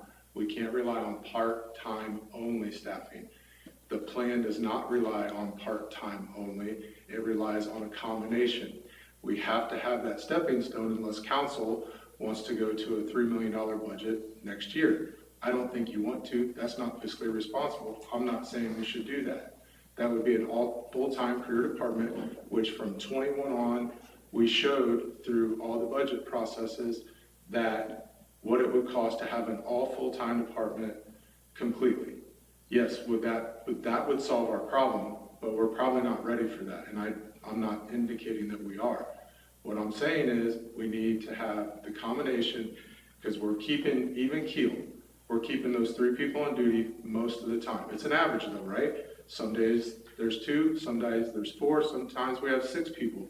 It all depends on when the folks can work. Right, and that's what I think the concern is. You don't have a commitment from part-timers because they're either working other jobs or they're working other departments, or they only want to work enough, like you said, to buy a boat. So they're going to commit maybe 2 shifts a month. You can't rely on that, and we're seeing the failure of that. I think it's very disturbing to have a parent call 911 with a drowning and have to self-transport. The people of Tipp City are paying their taxes. They're doing their end of this, making sure that they're funding this in some way. And so I feel responsible to ask these questions and make sure we're doing everything we can, and doing the math with what you're telling me you have is not covering the department, and we're not responding to calls. I don't know what you're doing, and we know we have 2 full-time staff members now, yourself and the assistant chief. Yes. What hours are you working, and how are you supplementing these part-time employees? I was told when I got here not to track every hour that I work because it would be more than what I'm supposed to work. So I work 40 hours a week. And what schedule are you working? I work Monday through Friday, 8 to 5. And then what about the assistant chief? He works Monday through Friday, 8 to 5. Would staggering your shifts help to assure coverage? Because it's like the fire incident was at night. I don't know when the drowning was, but It was during the day on a Saturday. had you considered splitting shifts so that one of you is on as a supervisor? When David Stockler was the assistant chief, him and I split shifts when we started the first new supervisors after my arrival. There were already other supervisors in place to be there to support them. We did that for a short time, and then we went back. We worked a 42-hour work week at a minimum. We worked 7 out of 14 days at 12-hour shifts. That way we could see all personnel. One of us would see all personnel. That's not conducive with an administrator's schedule because every other Monday I was then at a staff, or every other Tuesday I was at a staff meeting, or I was doing something else. I never worked only 7 out of the 14 days. I didn't work 84 hours in a 2-week period. I worked 90 to 120 hours. So then through all the iterations, I could bore everyone here to death. I'd love to speak with you offline to tell you all the iterations that we've been through attempting to keep this going. There was a decision was made in 2018, and it didn't involve me. And the decision was to move the departments in these directions. There's going to be peaks and valleys. There's going to be challenges. There's going to be opportunities. The people that come and work for us are doing a heck of a job for what they have and the restrictions that are placed upon them. I have people that want to work 3,000 hours a year, and I'm not allowed to let them work 3,000 hours a year because council so far, and I'm not blaming this council, any council after 2014 will not offer them health insurance benefits because it costs too much. If I could offer a part-time or full-time hours and benefits, they would work a whole lot more for us. I can promise you that. So there's things that just aren't economically viable. Well, are those people that you're referencing, are they in your full-time, pipeline? They will be as soon as I'm allowed to hire them. 12 people, so those part-timers would come on full-time. They can't stick around for 3 to 4 years waiting on us to implement something. This change started in 2018. Chief Holler, I have a very high level of respect for all of our first responders. So this isn't about cutting corners and saving money. We have the tax dollars that have been paid for these services. I'm really concerned about hearing reports. I understand factually, there's some mistakes in what's been reported timeline as far as that response. But when we know there are 2 people responding and 2 people are scheduled, so this wasn't that we had people, just a crazy night that there were 3 or 4 different units out in different directions. If we know there are only 2 people to respond to all of the area of Tipp City plus Monroe Township, we need to change something. And if that means accelerating hiring, I think that, that's something council needs to consider doing, and that should be presented formally to council as an opportunity to resolve some of this. But if you're only talking about 8 people, that's still not covering the hours. And we need to see a plan that's going to take care of this problem. I gave the city manager a plan. We would have had the captains hired 2 months ago if us as a council hadn't sat on this thing since the first year and didn't vote it into place until April. And that's actually not true, because it I was going beg through to a differ. process. And If I may, because I know it's anyway, but I'm not trying to disrupt anything, but here's what it comes down to a little bit. Yes, the city budgeted X amount of dollars, and as I told the council on the email, is the other part of this is what the township can afford. We can implement it. You can implement 4 people right now if you so choose, if you're willing to spend that money. So if you really want to know, again, what can we do, then what do you want to do, knowing that I don't know if you're going to get your total 26% out of the township. Chief Howell and I had to sit down, because the way it was explained to me again was through Doc English was, he averaged those 4 years and said, look, you hire 2 now, you hire 2, you hire 2, you hire 2. The money we put in there will build up so that by year 4, we've got 100%. We know we got to put on 2 more mills to cover our part of this. And that's how we're trying to implement it. If they're able to afford more based on their millage, then that's what we would have to look at. Then we could accelerate the hiring. Right now we know we've delayed, because of delays, and I'm not saying who, what, where, why, but due to the delays in getting this implemented, we've saved up enough over possibly the 9 months, talking with Mr. Green, to be able to say between the township and us, we can now hire the 2 additional that we would have hired in 24. So we can get those on board, but through the hiring process and civil service, did I say 2? I'm sorry, 4, would be October. So then we would have the benefit possibly of October, November, December, or November, December. So we can do that if council wants us to move forward, if you're comfortable with that. If the money's covered, you'll be budgeting next year, and that will be covered again. So, my point was just, even with that plan, it's not enough to cover the hours and the 24/48 if you're not doing that plan, which was something that was presented as an option when we were talking about this. It was something that I supported, the 24/48 schedule. Going 24/72 gives us... You're combining 2 things, ma'am, with all due respect, that aren't combinable. What council could do for Tipp City residents and Tipp City Emergency Services, if you wanted to make an impact now, is we hire all 12 firefighter, paramedic positions as soon as possible, whether the township can pay for us or not, or pay their 26% or not. That's what you could do to make an immediate impact and have those personnel on duty, and then we'd have somewhere between 6 and 7 people on duty on a regular basis as soon as we could get them hired. That's what you could do. Chief, even if we do speed up in that process, what are you going to do in the interim to make sure that these shifts are covered until we can hire these people? We'll keep scrambling like we have been. There's also things, like I said, I'll just keep going on because nothing I say seems to be communicated correctly, and I apologize for that. But since the time that we've done this, we had volunteer shifts that were unique. I was volunteering along with others every 3rd night. Every 3rd night I was on call for 12 hours, including my regular daytime shifts. After 6 months we reviewed that. Me and one other person was actually signing up for their 12 hours every 3rd night. We're down to 1 volunteer, now 2 because we just had 1 young man that wanted to go from part-time to volunteer. The solution is to hire the full-time people.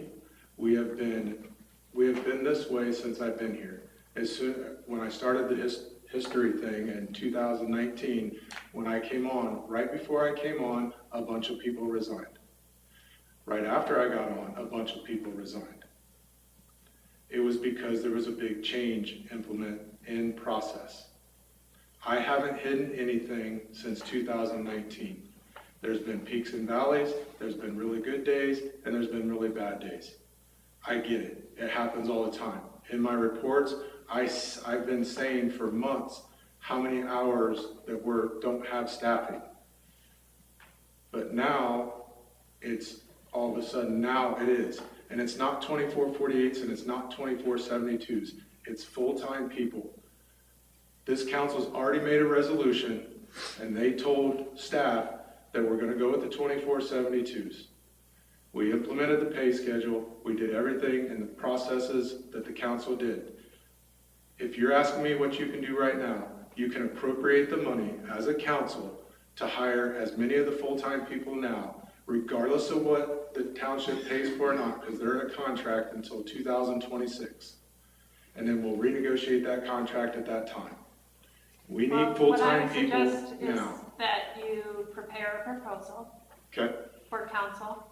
And I think you need to consider some other things, because the plan that was implemented, that is in place now, that was approved by council, was exactly what you had requested in terms of how we were going to hire the full-time positions, the timeline for doing that, the supplementing with part-time people, and the roster that you had.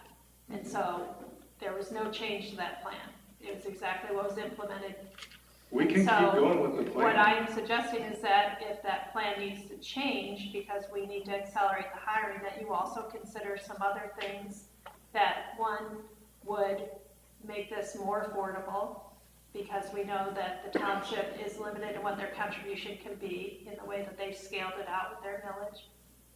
And that you consider some other options, because like I said, I don't think that based on the hiring and the numbers, when you do the math, is going to provide the full coverage.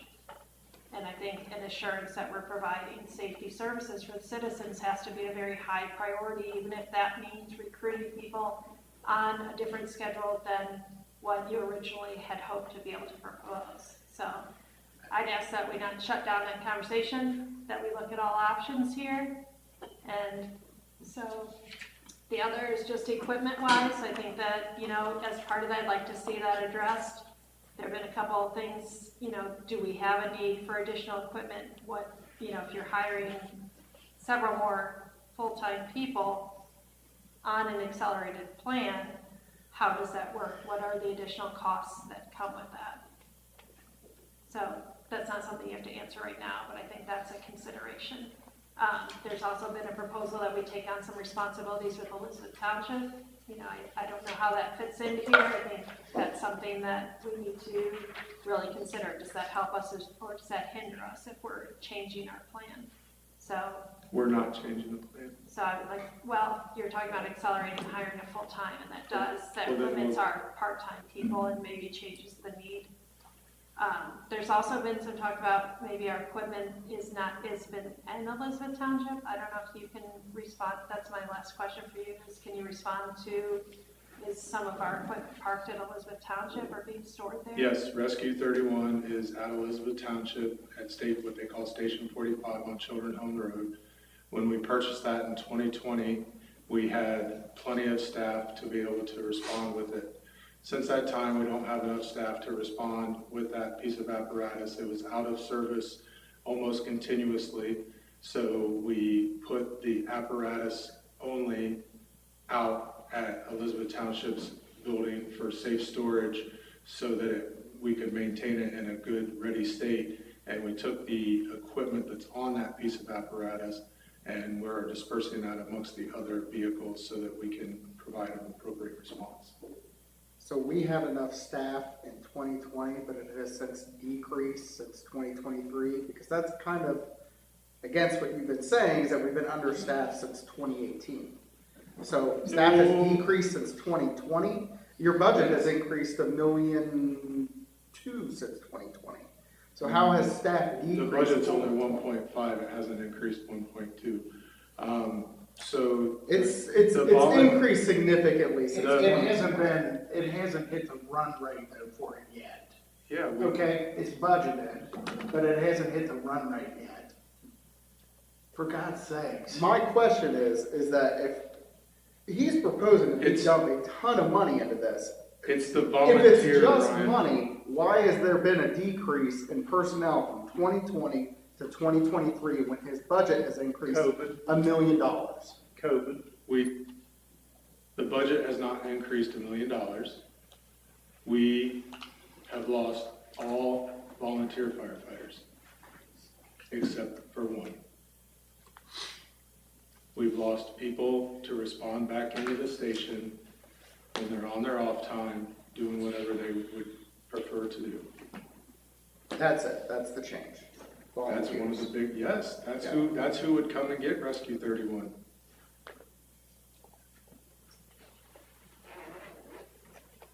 I'd like to ask a question. Greg, I'm assuming after reading this letter, your guys were chasing this guy.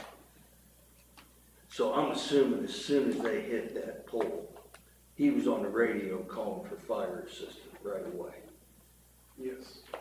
So this, our neighbor, this stuff, your guy was chasing him on the thing, calling it into the center and saying, he's just hit a pole, he's in a house, it's on fire. So I questioned this. The fire didn't happen initially though.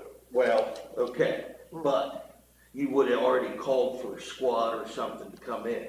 So, yeah, that's what I wanted to hear. Chief, and I would also, even if we do, and again, even if we do hire all 12 new firefighters in the next couple of months, what are we going to do in the interim in the next few months to make sure that shifts are covered? Because 6 months ago, there was an incident where we were late to a Christmas fire. Yeah, where we were late to a fire. The drowning victim, there's only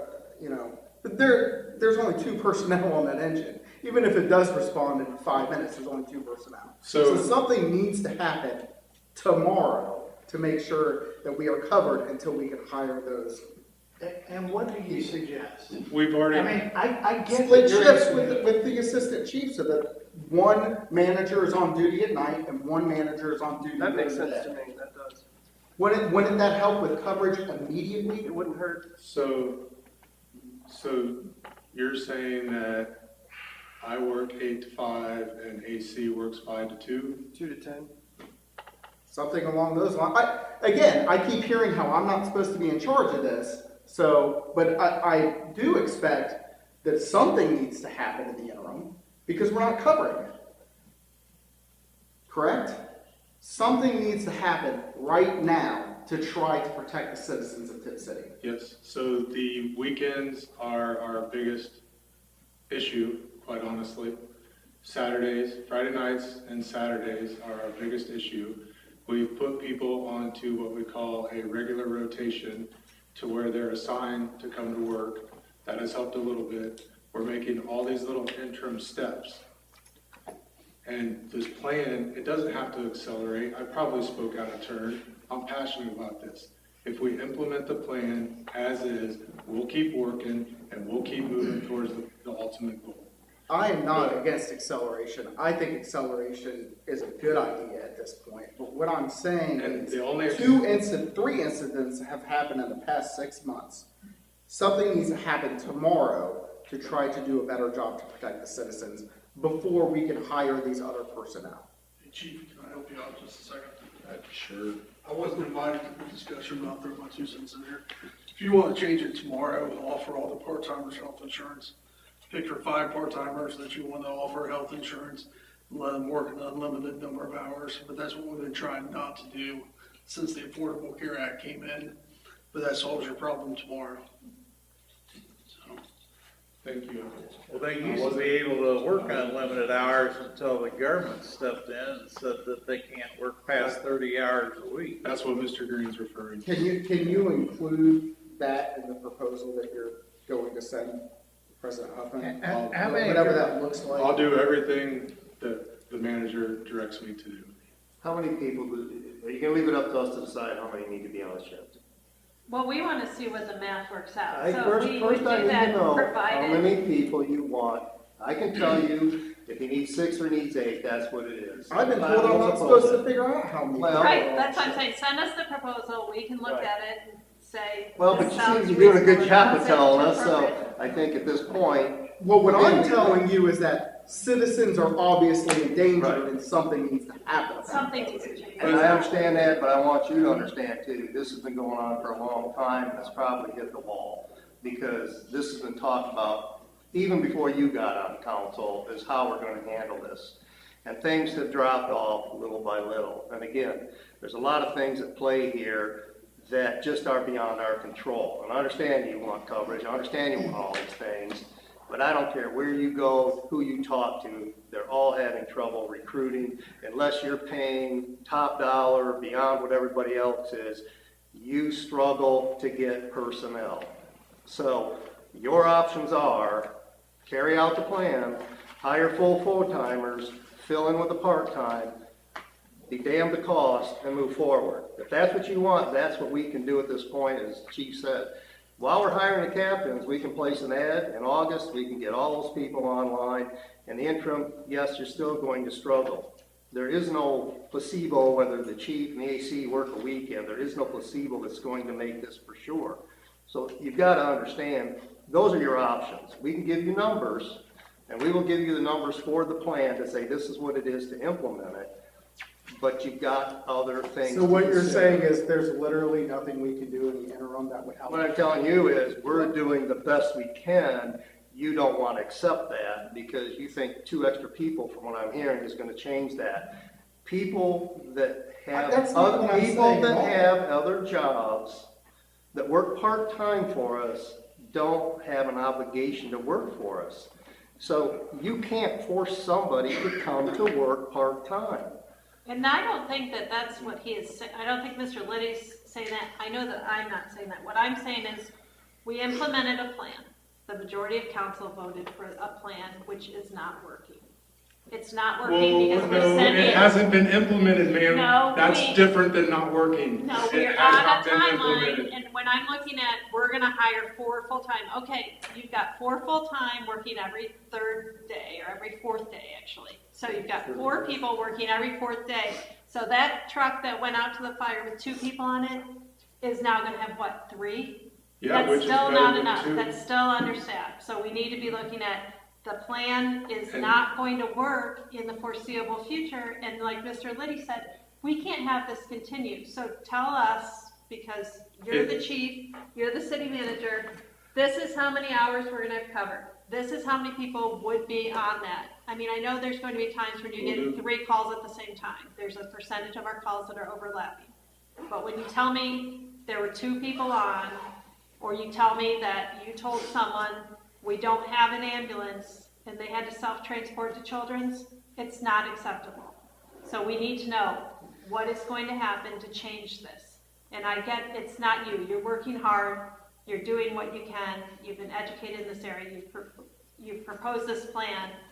But as council members, I feel responsible to make sure that we're doing everything that we can, and we need to have something that's feasible. We need to have something that says, if we put 8 people on full-time, and then we offer health care, like Mr. Green has suggested, to get these part-timers, so we can say, yeah, you're gonna commit 30 hours a week, or whatever it is to us in exchange for these benefits.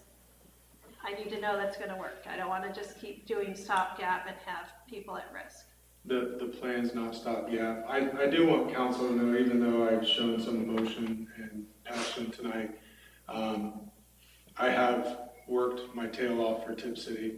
I do respond in when I'm available, off duty, 4 calls, middle of the night, middle of the day, doesn't matter.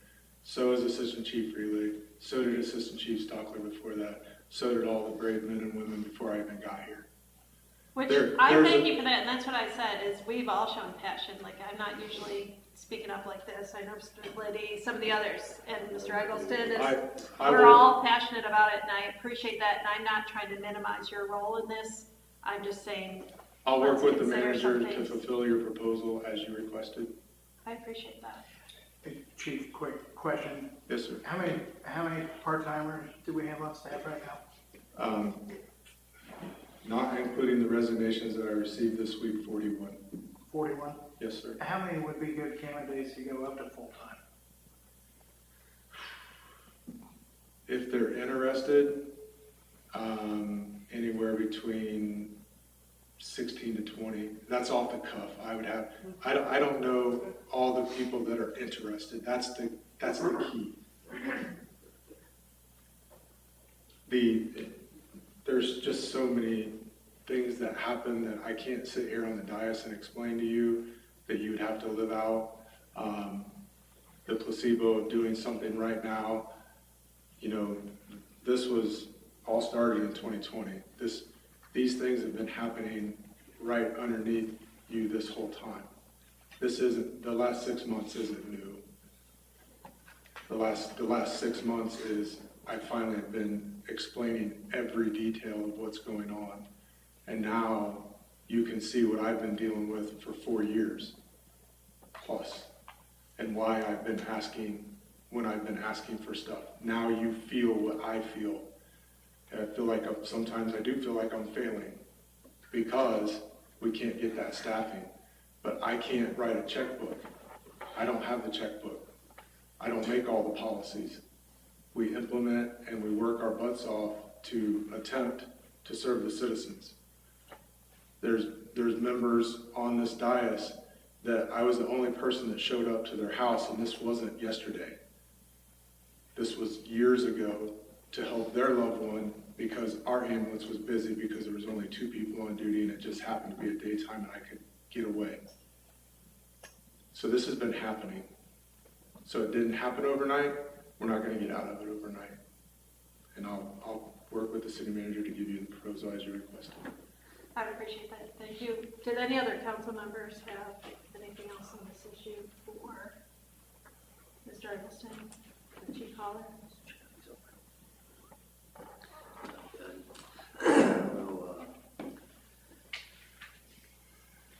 We'll do our best to have some team next meeting. That's acceptable.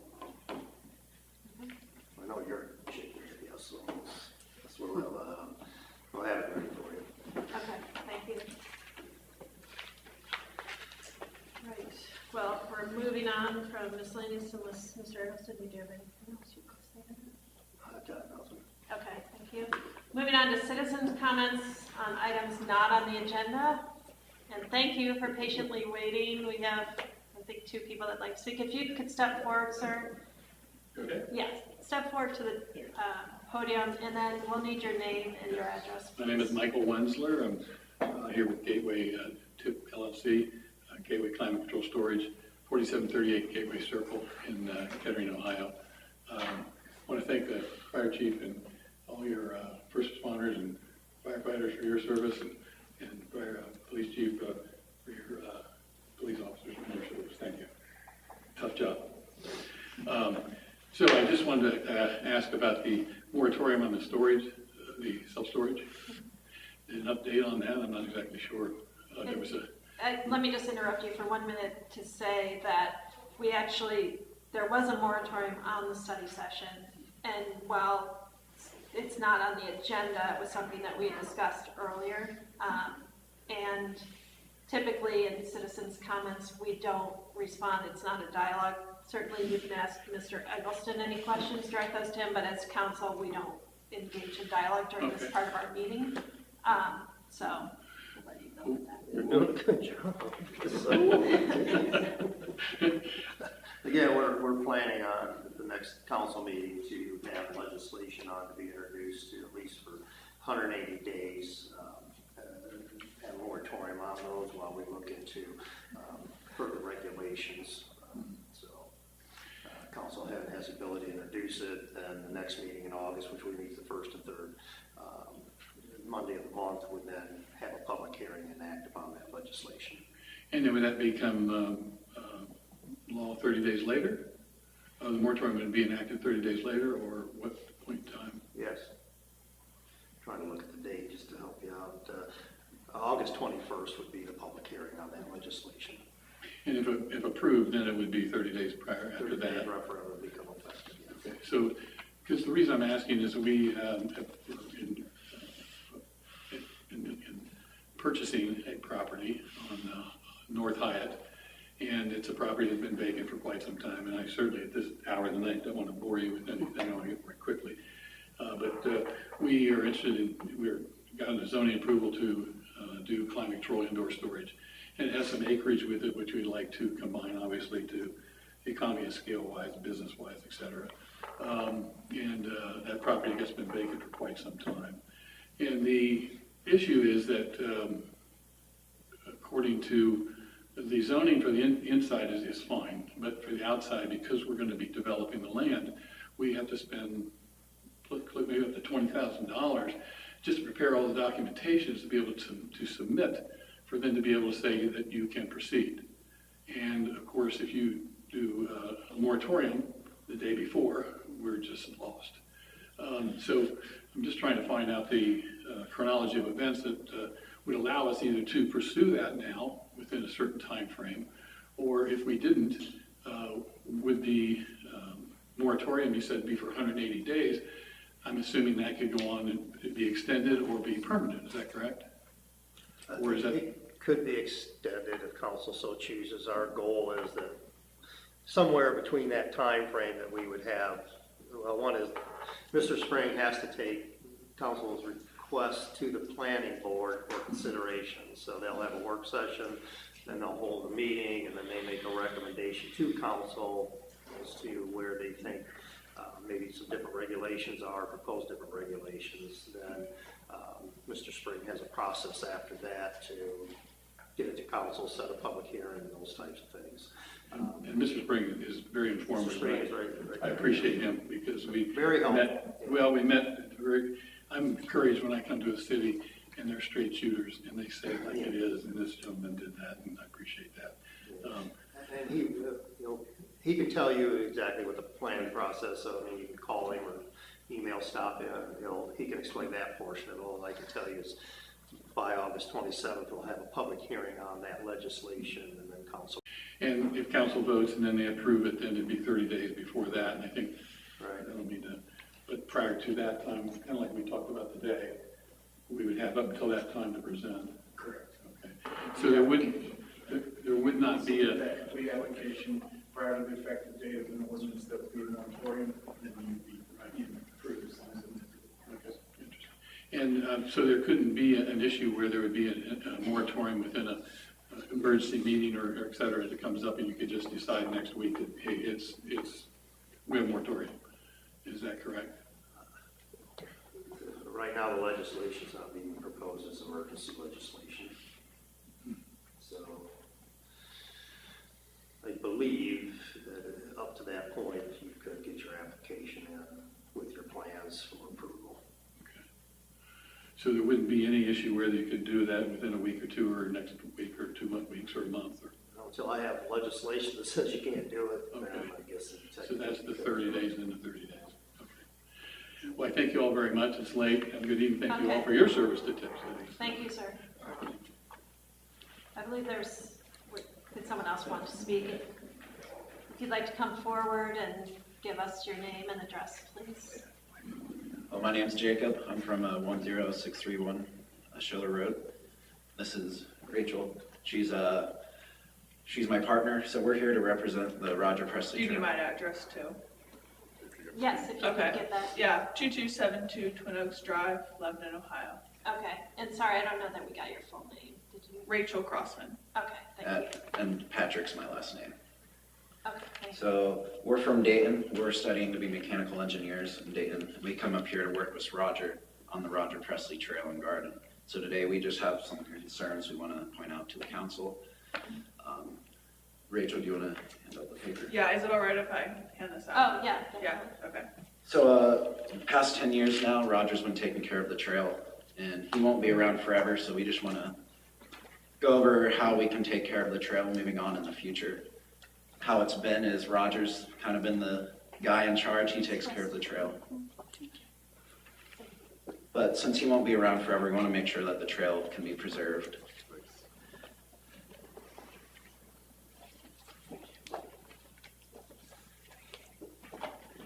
So the big thing for taking care of the trail is keeping the grass grows on the trail, so we need to keep the grass mowed, and keeping the honeysuckle from overgrowing, which involves weed eating the trail and mowing the trail. So it's important to keep the trail wide so the spiders don't shoot across, and when you're running down there, the spiders will bite you. So the big thing Roger wants to talk about is weeding the trail at least once a month. Important key points to that is the emergency exits 1 through 13. That's where if you get in trouble down on the trail, that's where EMS can come in and access the trail. So in the past, Roger's been weed eating. Currently our weed eater is broken, so we wanted to see if we could get new weed eaters or get the ones fixed. So we have a lot of points to go over, so if you have any questions, just stop me.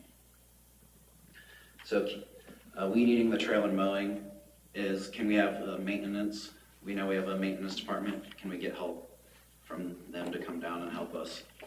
In the past, it's just been Roger has a push motor that people have donated to him that he takes down the trail.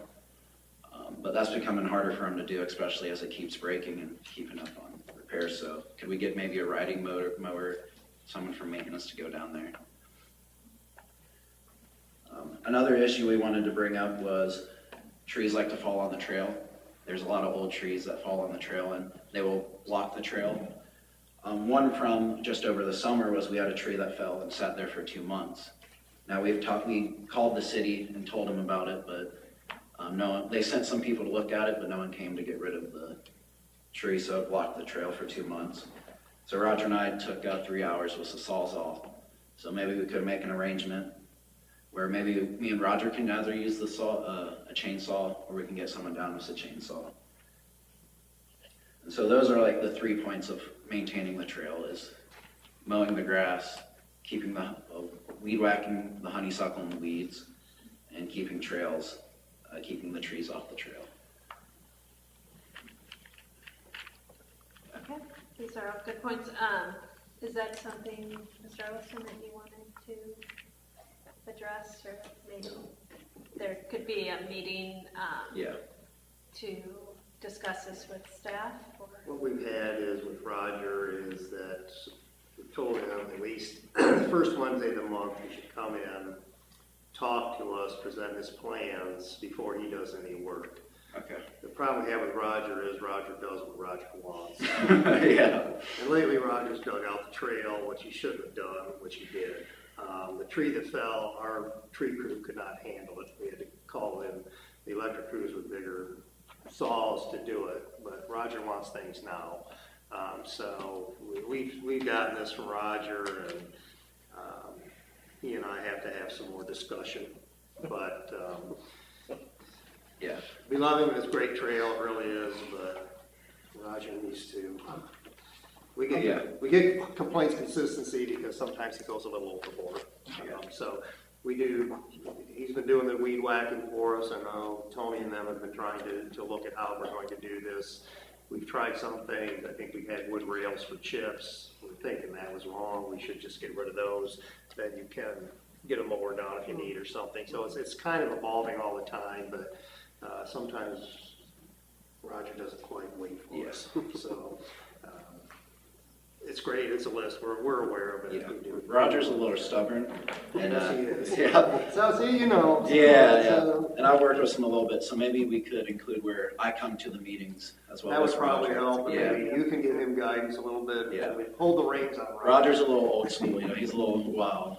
Well, we had some people that did complain about, if you go on 571, there's a big clearing where the transmission lines are. 13. And they think Roger did that. Well, he didn't. That was AES. They cleared that because of their transmission lines. So he got blamed for something he really didn't do. But sometimes he does get a little carried away. But he's God bless him, trying to do a good job. But we tried to get that, and I think Roger's forgotten a little bit. So again, the offer is if you want to bring Roger in the first Wednesday of the month to talk. First Wednesday of the month. Yep, we can do that. Is that entire path all the way out and to? It goes all the way to the pond. Yeah. 571. Does it connect to Chamberlain Pond? That's the pond, yeah. Is that it? Yep. But some of that is We're about county, not us. Okay. So, I mean, some connections in there, it's hard to decipher who, what, where, and why, but he's I mean, he did a great job the first time, I mean, going through there and clearing it out. Yeah.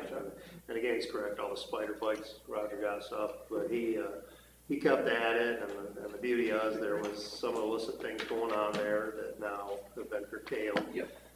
So I think it's been a great improvement. If you haven't walked it, obviously, it is a great trail to walk. Roger's done the hard part of tearing out the trail, so he just needs help now keeping it maintained for the future. So, thank you.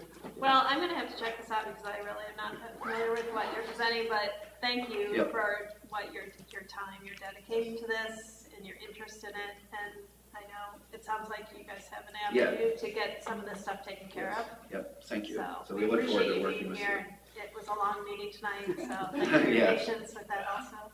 Thank you. Yeah. Thank you. Thank you. very much. Yeah, thanks so much. Yes. Thank you. Are there any other comments that anyone would like to make from citizens? Okay, hearing none, are there any comments from council members? Mr. Slagle, Mr. Schwab, Mr. Enslin, Nothing more, thank you. Ms. Pittenger, Mr. Liddy, Mayor McFarland? Oh, yeah. Just one night. One night, Mike. Joe Gibson down there? I, along with several other council members, attended the groundbreaking at NOWA for the new wastewater building on the 28th of June. I also attended the CIC meeting on the 11th of July. For the first time ever, I actually went to the park to see the fireworks this year. Took my wife down there, parked by the food trucks, had a great time. It took twice as long to get out of there as the length of the fireworks show, but everybody was considerate. Nobody shoved anything around. The police department did a great job exiting people out. Compliments to your department for that. Everybody pretty much